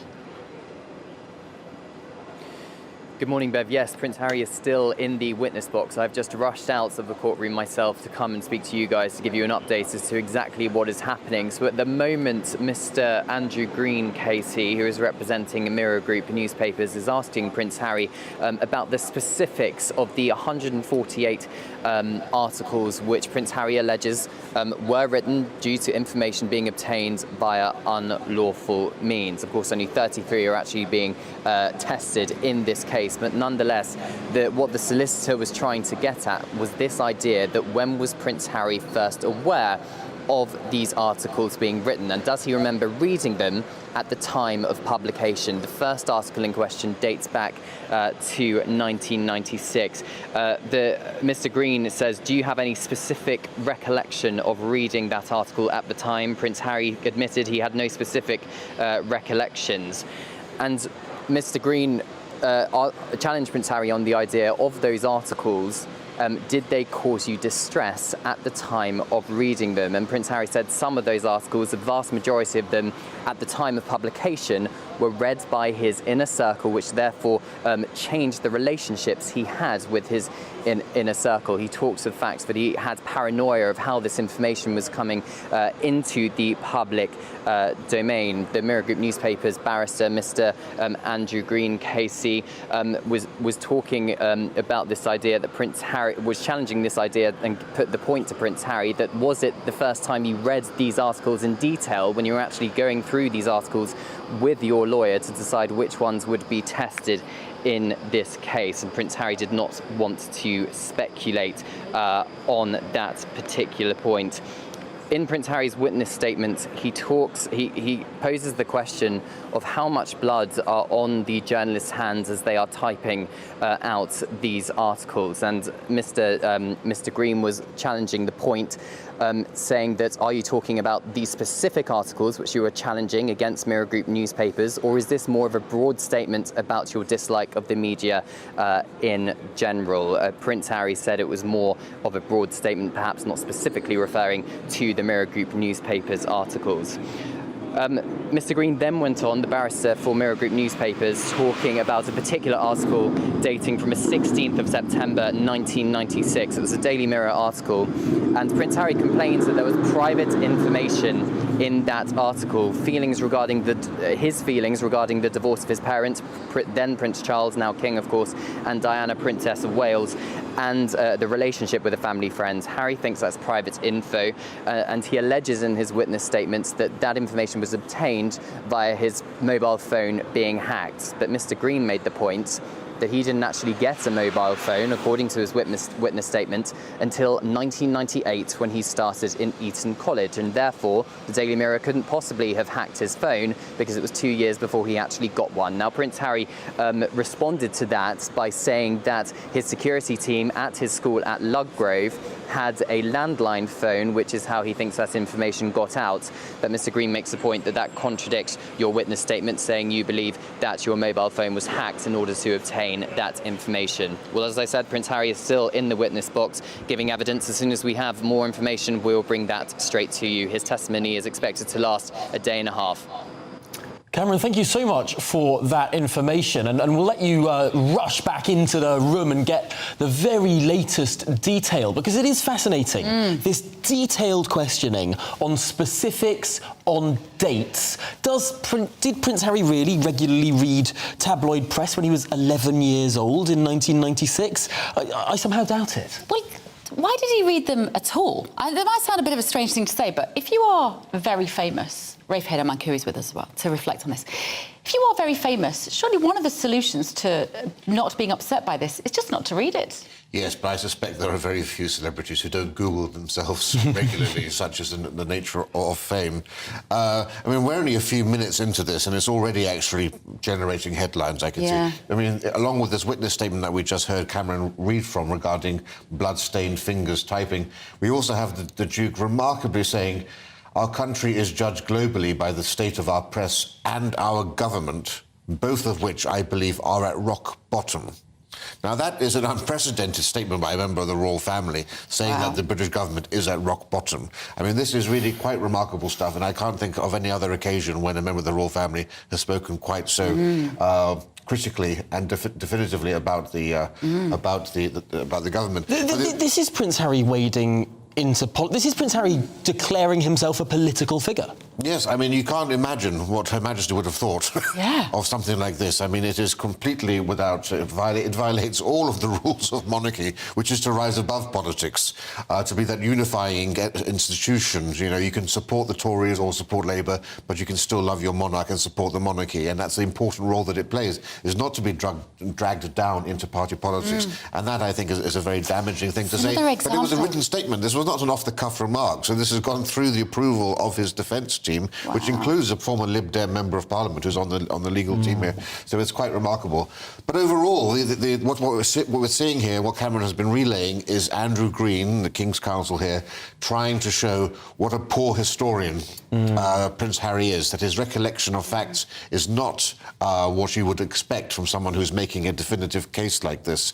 And he's actually saying, in other words, your grievance isn't about specific articles, because actually of these 140 articles that you've selected, some of them are selected by your legal team. You don't actually recall reading any specific articles. You've basically got a general grievance against the press, and you're actually using these articles to justify that, even though you can't actually point to any single one saying, this one caused me specific paranoia. It is remarkable that given the amount of wealth Prince Harry has, given his esteemed legal team, for the first few minutes of this case to unveil some pretty basic inconsistencies. The fact that he didn't have a mobile phone when he said he had a mobile phone. How on earth did that get past his own lawyers? Well, you're wondering how well... I mean, in America, of course, they do go through a mock trial, which they don't do in this country. And you would have thought that if they did do that, of course, you would be able to iron out these things. But there isn't supposed to be coaching of clients here, because it is quite remarkable. Also, of course, statements...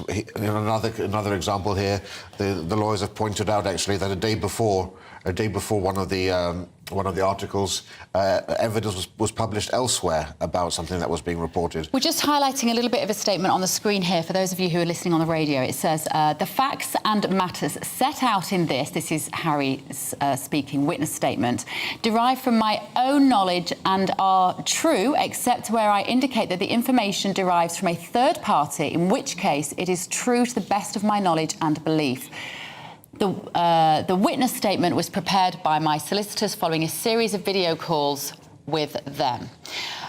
In this witness statement, I refer to documents which are listed at the end of the statement. These include 50 newspaper articles published by the defendants' newspapers, which contain private and confidential information relating to me and my associates, which was not publicly known and which I now understand might have been obtained unlawfully by the defendants, along with the documents that have been disclosed in the course of my claim. That sums up, in a nutshell, what this is actually about on the surface. But as Rafe has just said, it starts to look like, if you unpick the individuals, that it is a big grievance. And I think most of us, with a heart, can understand that grievance, given that he would lay the death of his mother at the hands of the paparazzi.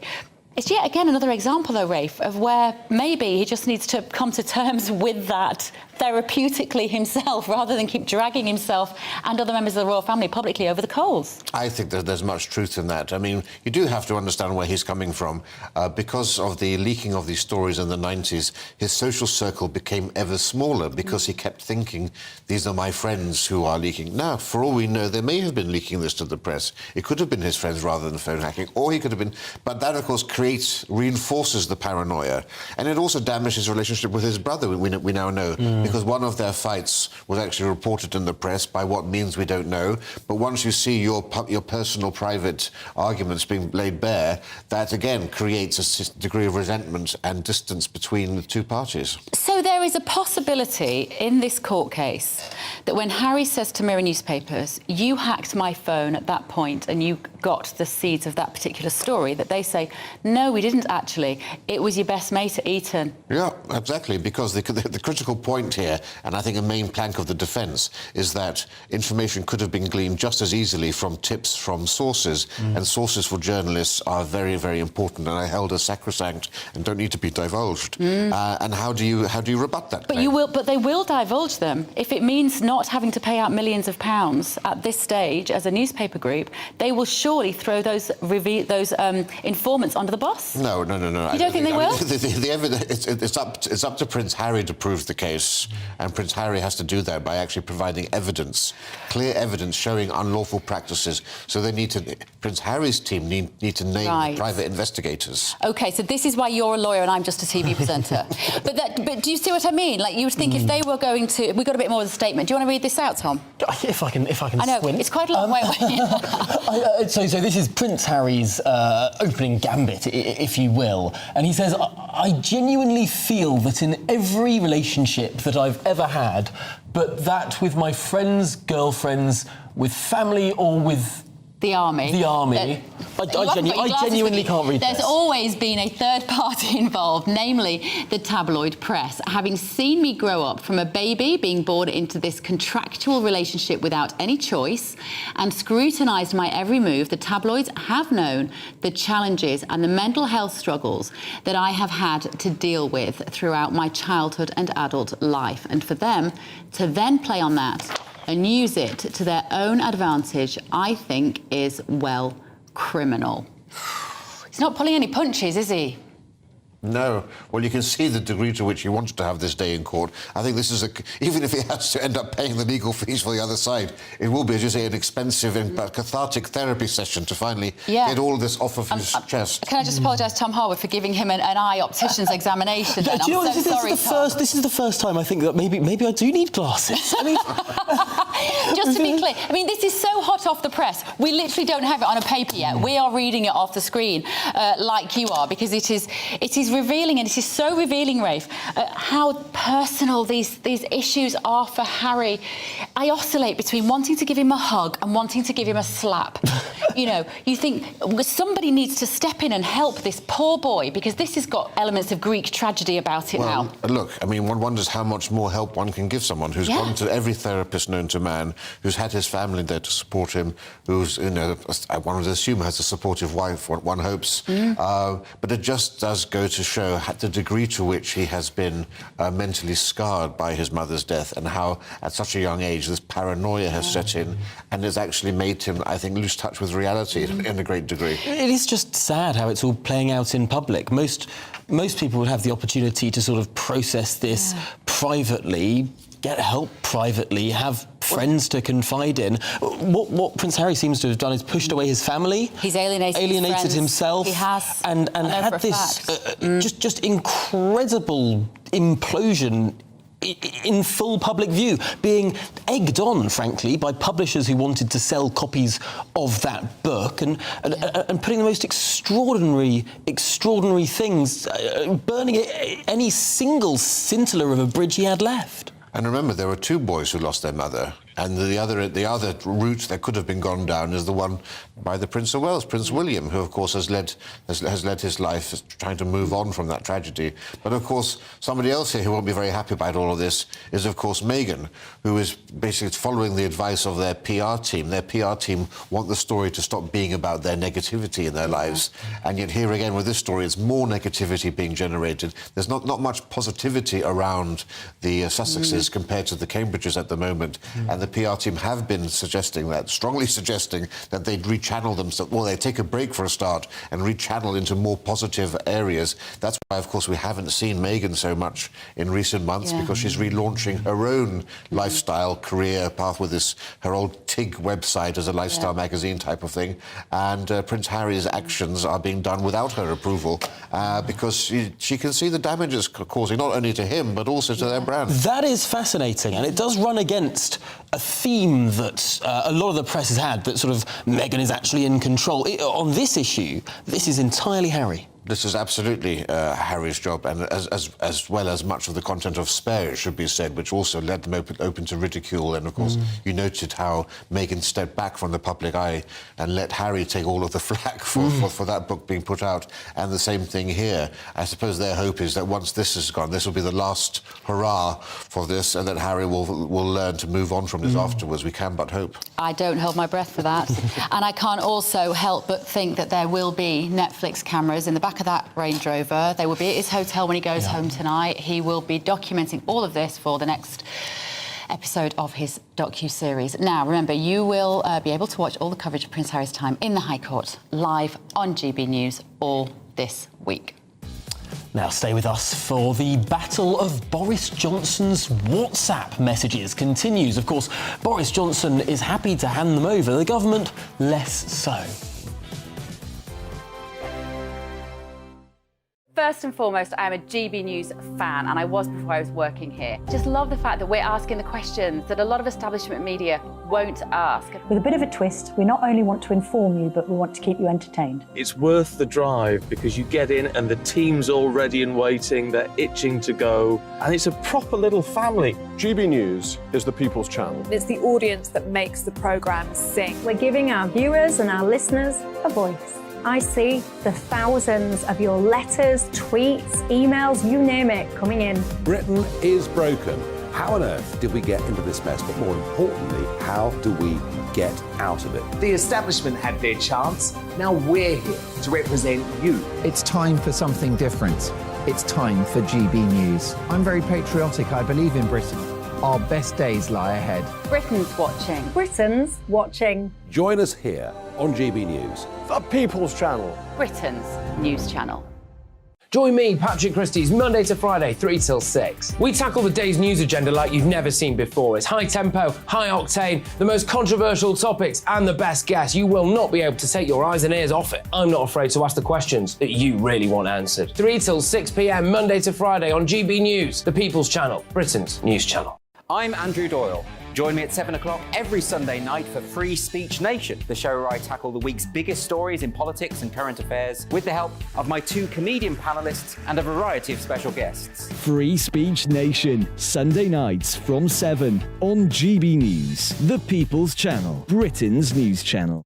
Every Sunday from 11. Join Michael Portillo. There will be topical discussion, looking at the week before and the week to come. So kick back and relax at 11 a.m. on Sundays on GB News with me, Michael Portillo. GB News, the People's Channel, Britain's news channel. GB News has its own late-night paper preview show, Headliners, where comedians take you through the next day's top news stories. You don't have to bother reading the newspaper, we've got it covered for you. Headliners, every night at 11 p.m. and repeated every morning at 5 a.m. We won't send you to sleep like some of the other paper review shows out there. GB News, the People's Channel, Britain's news channel. Join me, Camilla Tominey, on Sunday mornings from 9:30, taking the politicians to task and breaking out of SW1 to see how their decisions are affecting you across the UK. Bursting the Westminster bubble every Sunday morning, only on GB News, the People's Channel. Britain's watching. Monday to Thursday nights on GB News. At 6, it's Dubes & Co. 7 o'clock, Farage. At 8, join Jacob Rees-Mogg. And at 9, Dan Wootton Tonight, followed by Headliners. On TV, radio and online. This is GB News. Westminster is going around in ever-decreasing circles, followed by the media. Britain is broken. How on earth did we get into this mess? But more importantly, how do we get out of it?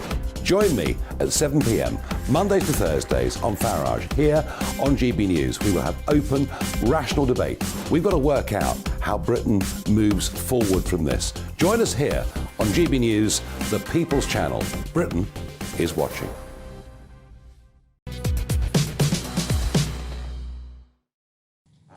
It's 11:25 and you're with me, Tom Harwood, and Bev Turner here on GB News. This is To The Point. Now, early today, a dam in southern Ukraine was damaged by an explosion. The area is under Russian control, and the state-run news agency TASS says that the collapse of the remainder is ongoing. So joining us now with the very latest is our Home and Security Editor, Mark White. Good morning. And first of all, let's just give us a sense of what this explosion means. This dam is holding back a vast quantity of water that's going to sweep into residential areas.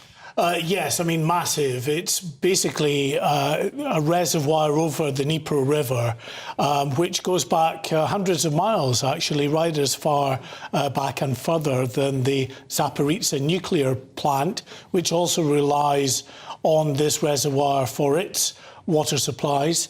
But yes, you're right. This explosion that happened in the early hours of the morning has let loose a deluge that's now sweeping both sides of the Dnipro River further down from the dam. So that's affecting actually cities like Kherson, which is now under Ukrainian control, and also Kakhovka, the town that the dam is named after, which is also reportedly underwater. Also some Russian military positions south of the dam that have been inundated. We know that Crimea, for instance, relies on this reservoir for its water supplies, as do many communities in this area, which will also be affected in the fullness of time. It's going to take an awful lot of time before there's any noticeable effect on actually the height of the reservoir, because there's just so much water in there. But the impacts of this dam collapse, Mark, are on both sides of the conflict. Is that right? Yes, they are. They're being felt on both sides of the conflict. In a sort of military strategic sense, then, you know, the UK Ministry of Defence, other analysts are suggesting that it would be more to Russia's advantage to destroy this dam, because there's a road across it, for instance, that the Ukrainians could use to put a lot of their heavy armour across. And to be clear, the Ukrainians are on one side of the river and the Russians are on the other. Yeah, so the Ukrainians are on the sort of northwest side of the Dnipro River and the northwest side of this reservoir and dam. The Russians are on the southeastern side of the river. The Ukrainians, of course, this much-trailed counter-offensive, it appears to be underway. The UK Ministry of Defence have just put out a notice saying that they are witnessing now increased activity, fighting along quite a wide section of the front line. It's not a massive World War II type of counter-offensive that we're seeing.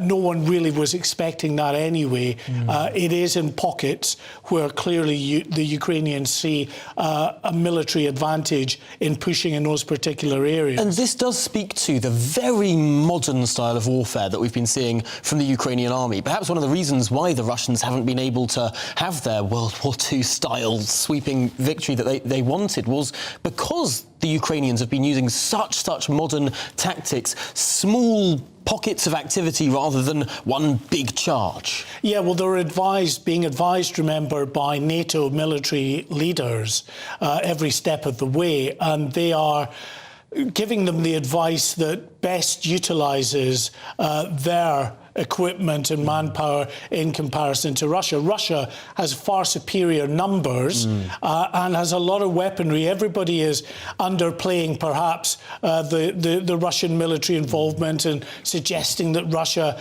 is actually, you know, a spent force in terms of its ability to properly prosecute a war. Nothing could be further from the truth. It's still a very lethal and very significant power that is ranged against the Ukraine. And we've seen the way that Russia wages war and has done for decades and decades and decades. They will just view their people as utterly disposable and keep throwing them into conflict by the tens of thousands, not caring if they perish. Well, that's a very pertinent point, because if you look at the city of Bakhmut, which they've been fighting over between Ukraine and Russia for many, many months now, finally fallen mostly to the Russians. It was the Wagner group of mercenaries that won that particular victory for the Russians. But all throughout this, there's been this war between the head of the Wagner group, Yevgeny Prigozhin, and the Russian Ministry of Defence.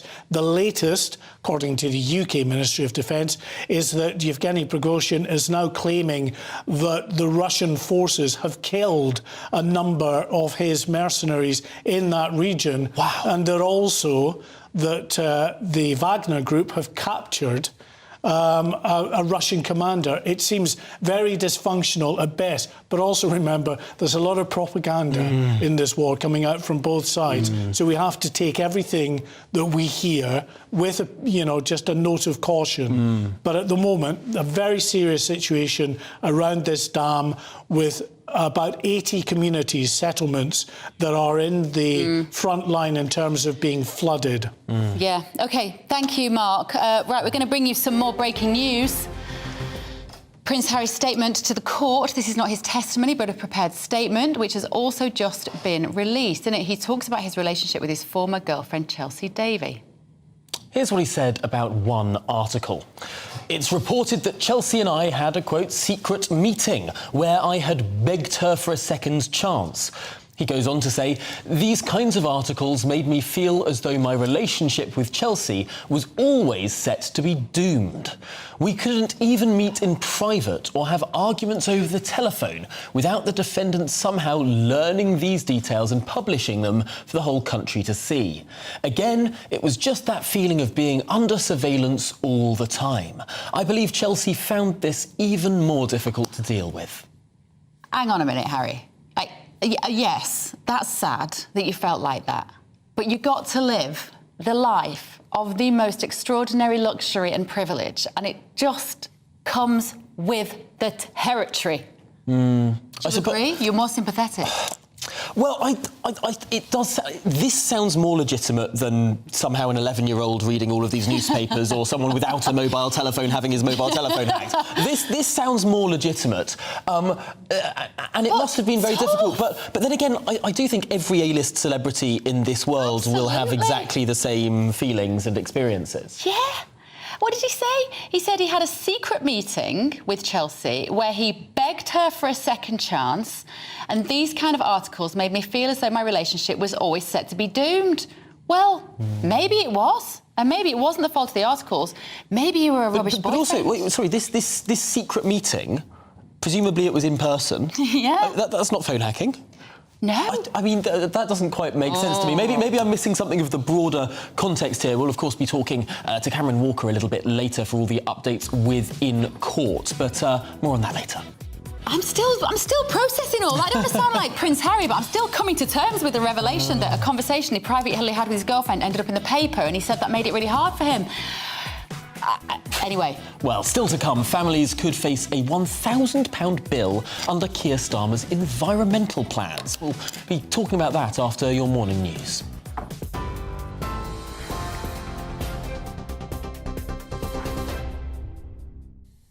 Thank you very much, Tom. I'm Rory Smith in the GB newsroom. The Duke of Sussex accuses the press of having blood on their hands during his cross-examination at the High Court in London. Prince Harry is currently giving evidence against the publisher of the Daily Mirror over alleged unlawful information gathering. In his witness statement, he says he felt physically sick to learn there were 8 payments to private investigators in relation to his mother and 135 separate payments related to him. He says he realises that his acute paranoia of being constantly under surveillance was not misplaced. Mirror Group Newspapers denies all allegations. That you're not going to be... ITV is currently being grilled in Parliament over the broadcaster's handling of Philip Schofield's affair. Magnus Brook from the management team is attending Parliament's Culture, Media and Sport Committee. Questions have been raised over how much bosses at the channel knew about Schofield's affair with a younger male colleague. The COVID-19 inquiry chairwoman says she'll be making no further comment on the row between the inquiry and the Cabinet Office over the release of Boris Johnson's WhatsApp messages. At a preliminary hearing, Baroness Heather Hallett said it's due to pending litigation. Cabinet Office Minister Jeremy Quinn defended this, saying it'll be lawyers, not politicians, who will decide what information is relevant. The Labour leader says the transition to green energy will establish a new business model for Britain. Speaking at the GMB Union's conference, Sir Keir Starmer aims to gain support for the party's plan to ban new oil and gas extraction licences in the North Sea. It's after GMB General Secretary Gary Smith expressed concerns that the party's stance may lead to a sudden drop in jobs, referring to it as a cliff edge. That's you up to date, but you can get more on all of those stories by visiting our website. That is gbnews.com.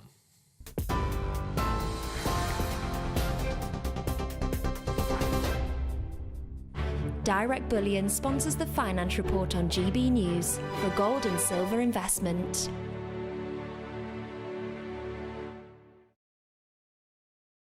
All right, let's take a wee look at today's markets. The pound will buy $1.2406 and €1.1606 euros. The price of gold, that's sitting at £1,582 and 66 pence per ounce. And the FTSE 100, that is at 7,581 points. Direct Bullion sponsors the Finance Report on GB News for physical investment. It's all about family, being in people's living rooms, all the interaction and getting to know who our viewers and listeners are. When I was young, my dad used to say, "Nana, stop arguing." I wanted an outlet that would enable me to give my opinion. People are going through a really hard time right now, and I know that you don't feel like you're being listened to by the establishment. I came to GB News because it's the People's Channel and I want the audience to have their say on the events of the day. We're dynamic. We do something different. Democracy shows that the wisdom of the nation is in its people.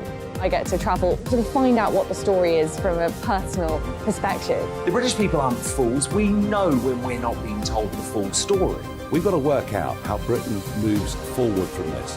It's the best country in the world. The establishment had their chance. Now we're here to represent your views. Britain's watching. Britain's watching. Britain's watching.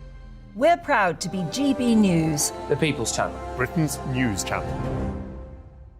I'm Jacob Rees-Mogg, the Member of Parliament for North East Somerset and a former government minister. For years, I've walked the corridors of power in both Westminster and the City of London. We need to have the arguments, the discussions on how we make it better. Crop failures, famine, war, suffering on a scale completely unimaginable. We are putting the cart before the horse. As Charles I said at the scaffold, he was the true defender of liberty. Yeah, I've completely derailed the conversation. Join me Monday to Thursday at 8 p.m. on GB News, Britain's news channel. So Jubes & Co, we tackle the issues of the day with real, robust debate. Both sides of the fence, battling it out with me in the middle with my forthright opinions and views. And often really interesting things happen because you start with a position and then by the end of the debate you find actually, well, I might not have thought about that one. What we need in this country is 2 new political parties. You should maybe think about doing a 2024 calendar. I'm Michelle Dewberry and I'm keeping you company right through until 7 o'clock this evening. GB News, the People's Channel, Britain's watching. I'm Mark White. As GB News Home and Security Editor, I cover those key issues that are so important to you. Are authorities, are communities doing all they can to combat violent crime? With the public services under unbearable strain, why are we still failing to control our borders? Defence, the first priority of any government, has been continually hollowed out. Can we trust our politicians to protect the armed forces? Join me, Mark White, on GB News. Monday to Thursday, 9 p.m. till 11 p.m. Join me, Dan Wootton. I'll bring you the sharpest takes and hottest debates. Do you not believe in prison? I don't believe in prisons. I'm completely stunned. I guarantee you there'll be no spin, no bias, no censorship. I actually was personally quite offended by it. And no reason to go to bed. So I guess they've always been quite woke. That's Dan Wootton tonight on TV, radio and online. Monday to Thursday from 9 p.m. till 11 p.m. on GB News. The People's Channel, Britain's news channel. You've probably seen politicians interviewed 1,000 times, but we do it differently. We find out who they really are, we don't shout, we chat, and hopefully we bring a bit of light, not just heat. Did you know Kate Moss? Apparently. Do you have a pair of jeans or a pair of jeans? No, of course I don't. What would I do with them? My friends are like, oh my God, what's she doing now? Join me every Sunday at 6 for Gloria Meets, only on GB News, the People's Channel, Britain's news channel.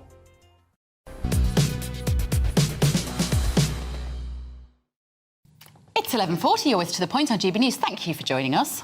Now, Apple has unveiled an augmented reality headset, which it claims is the most advanced personal electronic device ever. For lonely people, called Vision Pro, it's labelled as mixed reality as it combines virtual reality, in which the wearer is fully immersed in the digital world, with augmented reality, where digital images are overlaid onto the real world. Well, let's make some sense of this now with the technology journalist Will Guyot. And Will, this is an interesting play from Apple because we've seen sort of augmented and virtual reality devices be released and flop, or at least be proposed and flop by lots of companies beforehand. I think back to Google Glass back in 2013, which got a lot of media hype and then disappeared without a trace. Why does Apple think this is different? Well, good morning to you both. I'm going to pick up on something Bev said there. It's for very rich because they're selling this the kickoff price for this when it launches next year going to be $3,499. That's about 2,800 quid right now. So we'll let that sink in for a second. What's good about this, Tom, and you picked it up there before, other people have done a lot of this stuff, but what Apple manages to do is kind of brings in new features, other people's features that haven't been done particularly well, and brings it all together in quite a good, slick-looking package. Now, I say it's a good, slick-looking package because the reality is these things look like a C&A pair of ski goggles from 1987. There's no way of dressing up the fact that this technology is more, this is more Apple getting in at the ground level, wanting to start and establish its own category in computing and in personal tech. And this technology over the years, if we continue buying it and they continue investing in it, will get smaller and smaller to the point where eventually, hopefully, it'll be about the size of the glasses I'm wearing on my head.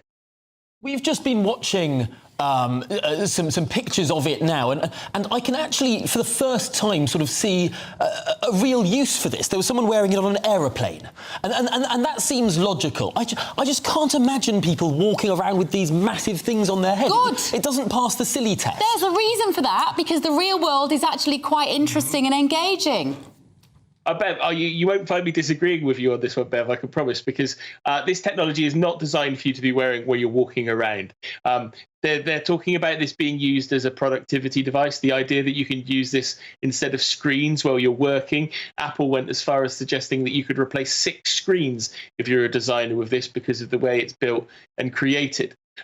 In terms of where we're at with this and what happens, I have to tell you, Mark Zuckerberg will have been crying into whatever metaverse headset he's created so far.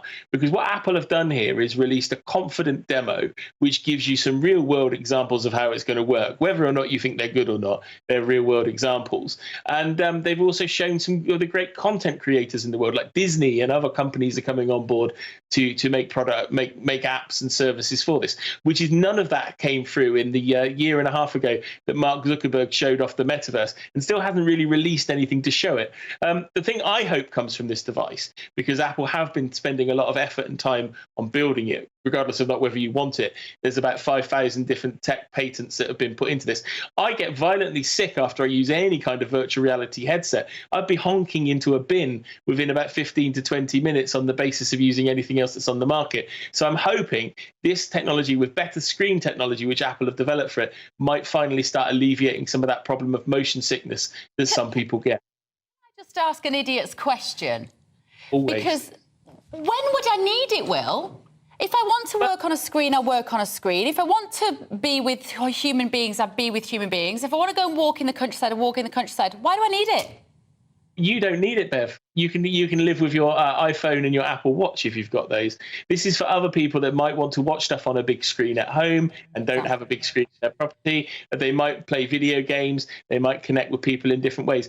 What Apple are trying to do here is trying to open a new market and a new sector and a new segment. They're normally kind of one or two steps behind everybody else into this space, because when it came to smartphones, before the iPhone in 2007, there were some other smartphones before. They weren't very good. But what Apple's doing here is coming into this market super early and is hoping it encourage other companies to get involved and make headway. This is a fascinating point here, and perhaps a difference in direction for Apple under Tim Cook than it was under Steve Jobs. Because, as you were just saying then, when the iPad was brought out, it was a competent mass market product. When the iPhone was brought out, it was a competent mass market product. This is like one of those folding phones that you sometimes see from Samsung and other companies. Sort of, they're not very good, but they're quite fun and experimental. Yeah, there you go. Yeah, new folding phone. This is the new Motorola one out this week, by the way, which I'm testing at the moment. But the idea of this, you're quite right there, Tom. Apple have previously waited for everybody else to do something like with the smartwatch, and then they've come out with it afterwards. Somebody told me the other day that the very first Apple computer in the 1970s, the Apple I, the cost of that adjusted for modern inflation would make it the same price as what we're coming out with for this Vision Pro. And also, the other thing about this presentation that Apple did last night, quite a lot of the other products they were showing were for premium use. If you're a designer or you make video or that kind of stuff. They showed off a Mac computer that with the starting entry price was $7,000. So that should give you an indication into Apple Apple has its kind of consumer line, which is doing very successfully. What they're trying to do is almost reintroduce another premium line of products, which they know people will still buy. Even if Apple sell quarter of the number they'd sell of an annual iPhone sale for this device at the price they're selling it for, eventually, and with all the sales of apps and all the stuff that goes with it, they'll be making money. But this is a punt from Apple. I think, like you said, Tim Cook is trying something new. It's clear that they've been working on this now probably for nearly as long as Tim Cook's been the boss of the company. And it's time for Apple to try something new and exciting. Thank you, Will. Always good to see you, Will Guy, out there. Mark Foster and Nigel Nelson are back with us. Mark, do you know what I'm thinking looking at that? What, man cave? Goggle marks. All right. I just thought Will's man cave was amazing. It's man cave. But, you couldn't... I'm sorry, as a woman, I'm sat there thinking, well, that's going to mess up my makeup, and when I take it off, I'm going to have two big goggle marks, which Mark Foster and I are very familiar with, having spent our lives looking at the bottom of swimming pools. Are you a fan of this sort of tech? No, I just think the thing is, when we're talking about this earlier about things moving on a little bit too fast and too far, and where does it go in terms of, what's wrong with the way we live now? Are people that unhappy that we keep developing things to make people more and more happy? Because that seems to be the way why don't we stick with black and white TV and a small little box in the corner of the room that we all huddle round? Why do we need a big screen? Because that's what this is, a much bigger screen. What about playing outside with your friends? Go and play outside with your friends, Tom Harwood. Thank you for assuming I have friends. Nigel, I mean, look. I've used these things. Have you? I think they're great because it does take you into a completely different world. The one problem, like this the one world. problem is if you mess around with it in your sitting room, you start crashing into things. But this is where augmented reality is different, because Apple's version, it's not taking you into a different virtual world. It's you're seeing the world as we see it, but with things popping up across the room. You mean like the real world? But magical things popping up. Sometimes magical things pop up in my real world, Tom. And I'm sure they do in yours too. Shall we move on? Right. Eco plans, Nigel. Yeah. Families facing £1,000 a year bill for Labour eco plans. Yes. What are your lot doing now? Well, it's going to be a difficult day for Keir Starmer. He's addressing the GMB conference. And of course, they're concerned about what the eco plans will do is he's already announced that he wants to stop oil and gas expansion in the North Sea. That will cost the GMB jobs, so they're not very happy about it. Keir Starmer is now arguing that this is not so much an eco policy as a jobs policy, and it will create 500,000 jobs. The Tories are now saying, well, hang on a sec, it'll cost £28 billion to bring in. This will raise interest rates. Families will end up spending more than £1,000 a year on it. Well, yeah. I'm just trying to do some really quick maths in my head. 28 billion divided by 500,000. That's a very expensive, it's an expensive rate per job. No, actually, it is an expensive job. It is, isn't it? Is that millions per job? I think that might be millions per job. What it should do is it's his plan for increasing growth. I mean, his argument is that if you can actually turn Britain green and maximise green technology, that will actually help our economic. And yet, what the GMB is saying today in a nifty little soundbite is plans, not bans. What the GMB want is invest in the clean tech, and then the old tech or the oil and gas becomes redundant. You don't need to ban it and stop the market from using it. That's only the union's point. That at the moment that they're saying you keep going until you've got the green technology in place to actually take over from it. Right, Mark, let me come to you on this story today. This is the case of Leah Thomas, the very famous trans swimmer. This story has been bubbling on in America. When she first won the NCAAs, it was hugely controversial, obviously, and it has actually sparked a lot of the debates that we have about, what is a woman. There's a new swimmer has come out today, hasn't there, and broken her anonymity to talk about the fact that she didn't agree with it. What do you make of it as a world record holder? I think of equality in sport, and women's sport in particular here. I mean, Leah Thomas was Will Thomas from 2017 to 2020 in the States, and he was 462nd in the US. Then transitioned to Leah, and then she won the NCAAs, which is a massive university competition. It's almost like the mini World Olympic Games. I mean, it's massive, it's huge. So there's a big shift there. I think the thing is, what Paula is talking about, I can't remember Paula's surname. Paula Scanlon is the new swimmer. She initially spoke under anonymity, did a very good interview, and now she said, I have to come out and tell you what really happened. And she's from Pennsylvania University. She was in university with Will, with Leah on the team. And then what she's talked about is teammates of hers losing places to Leah. She didn't swim the same events, but university students losing places, so being left out of the team, left at home, not making the team bus. But talking about how they were silenced by the university. I think there's a big thing that I took from the clip that I saw. And what she's gone on to say in this interview is that the initial meeting about whether Will Thomas would swim as Leah Thomas, he was there. He took that meeting. He took the meeting. He chaired that meeting. Yeah. Those girls on that team were not given any choice whatsoever. They weren't taken to one side and they said, we're going to discuss this. What do you think? He chaired the meeting in which it was announced that he would be joining the women's team.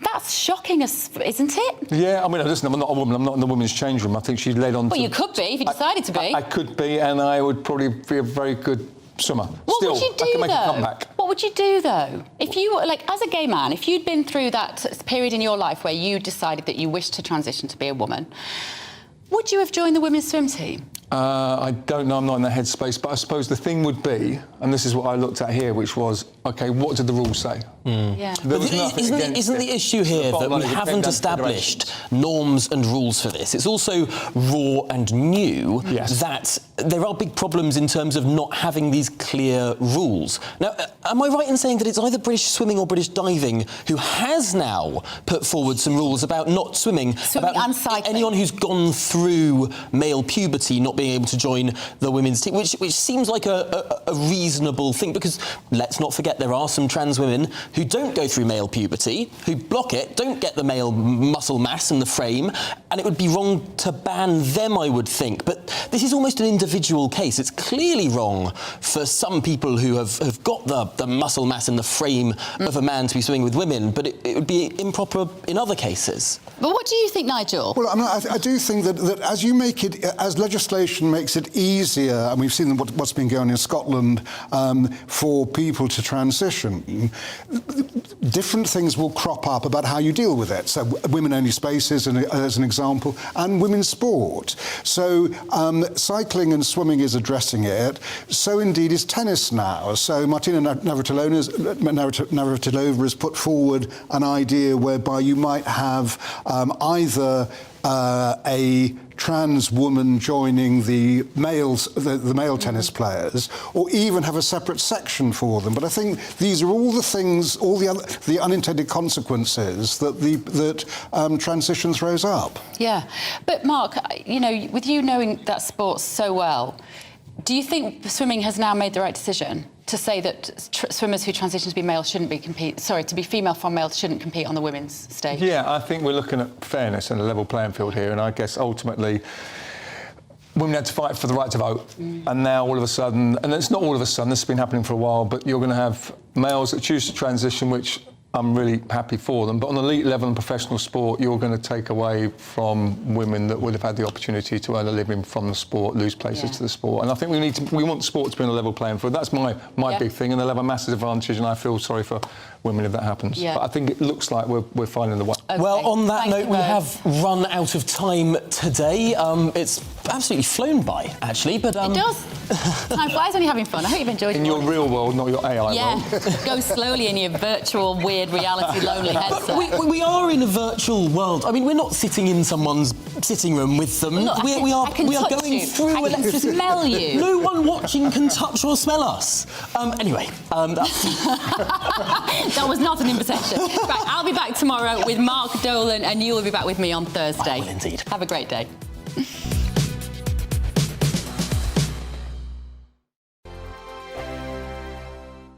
First and foremost, I am a GB News fan, and I was before I was working here. Just love the fact that we're asking the questions that a lot of establishment media won't ask. With a bit of a twist, we not only want to inform you, but we want to keep you entertained. It's worth the drive because you get in and the team's all ready and waiting, they're itching to go, and it's a proper little family. GB News is the people's channel. It's the audience that makes the programme sing. We're giving our viewers and our listeners a voice. I see the thousands of your letters, tweets, emails, you name it, coming in. Britain is broken. How on earth did we get into this mess? But more importantly, how do we get out of it? The establishment had their chance. Now we're here to represent you. It's time for something different. It's time for GB News. I'm very patriotic. I believe in Britain. Our best days lie ahead. Britain's watching. Britain's watching. Join us here on GB News. The people's channel. Britain's news channel. Join me, Patrick Christie's, Monday to Friday.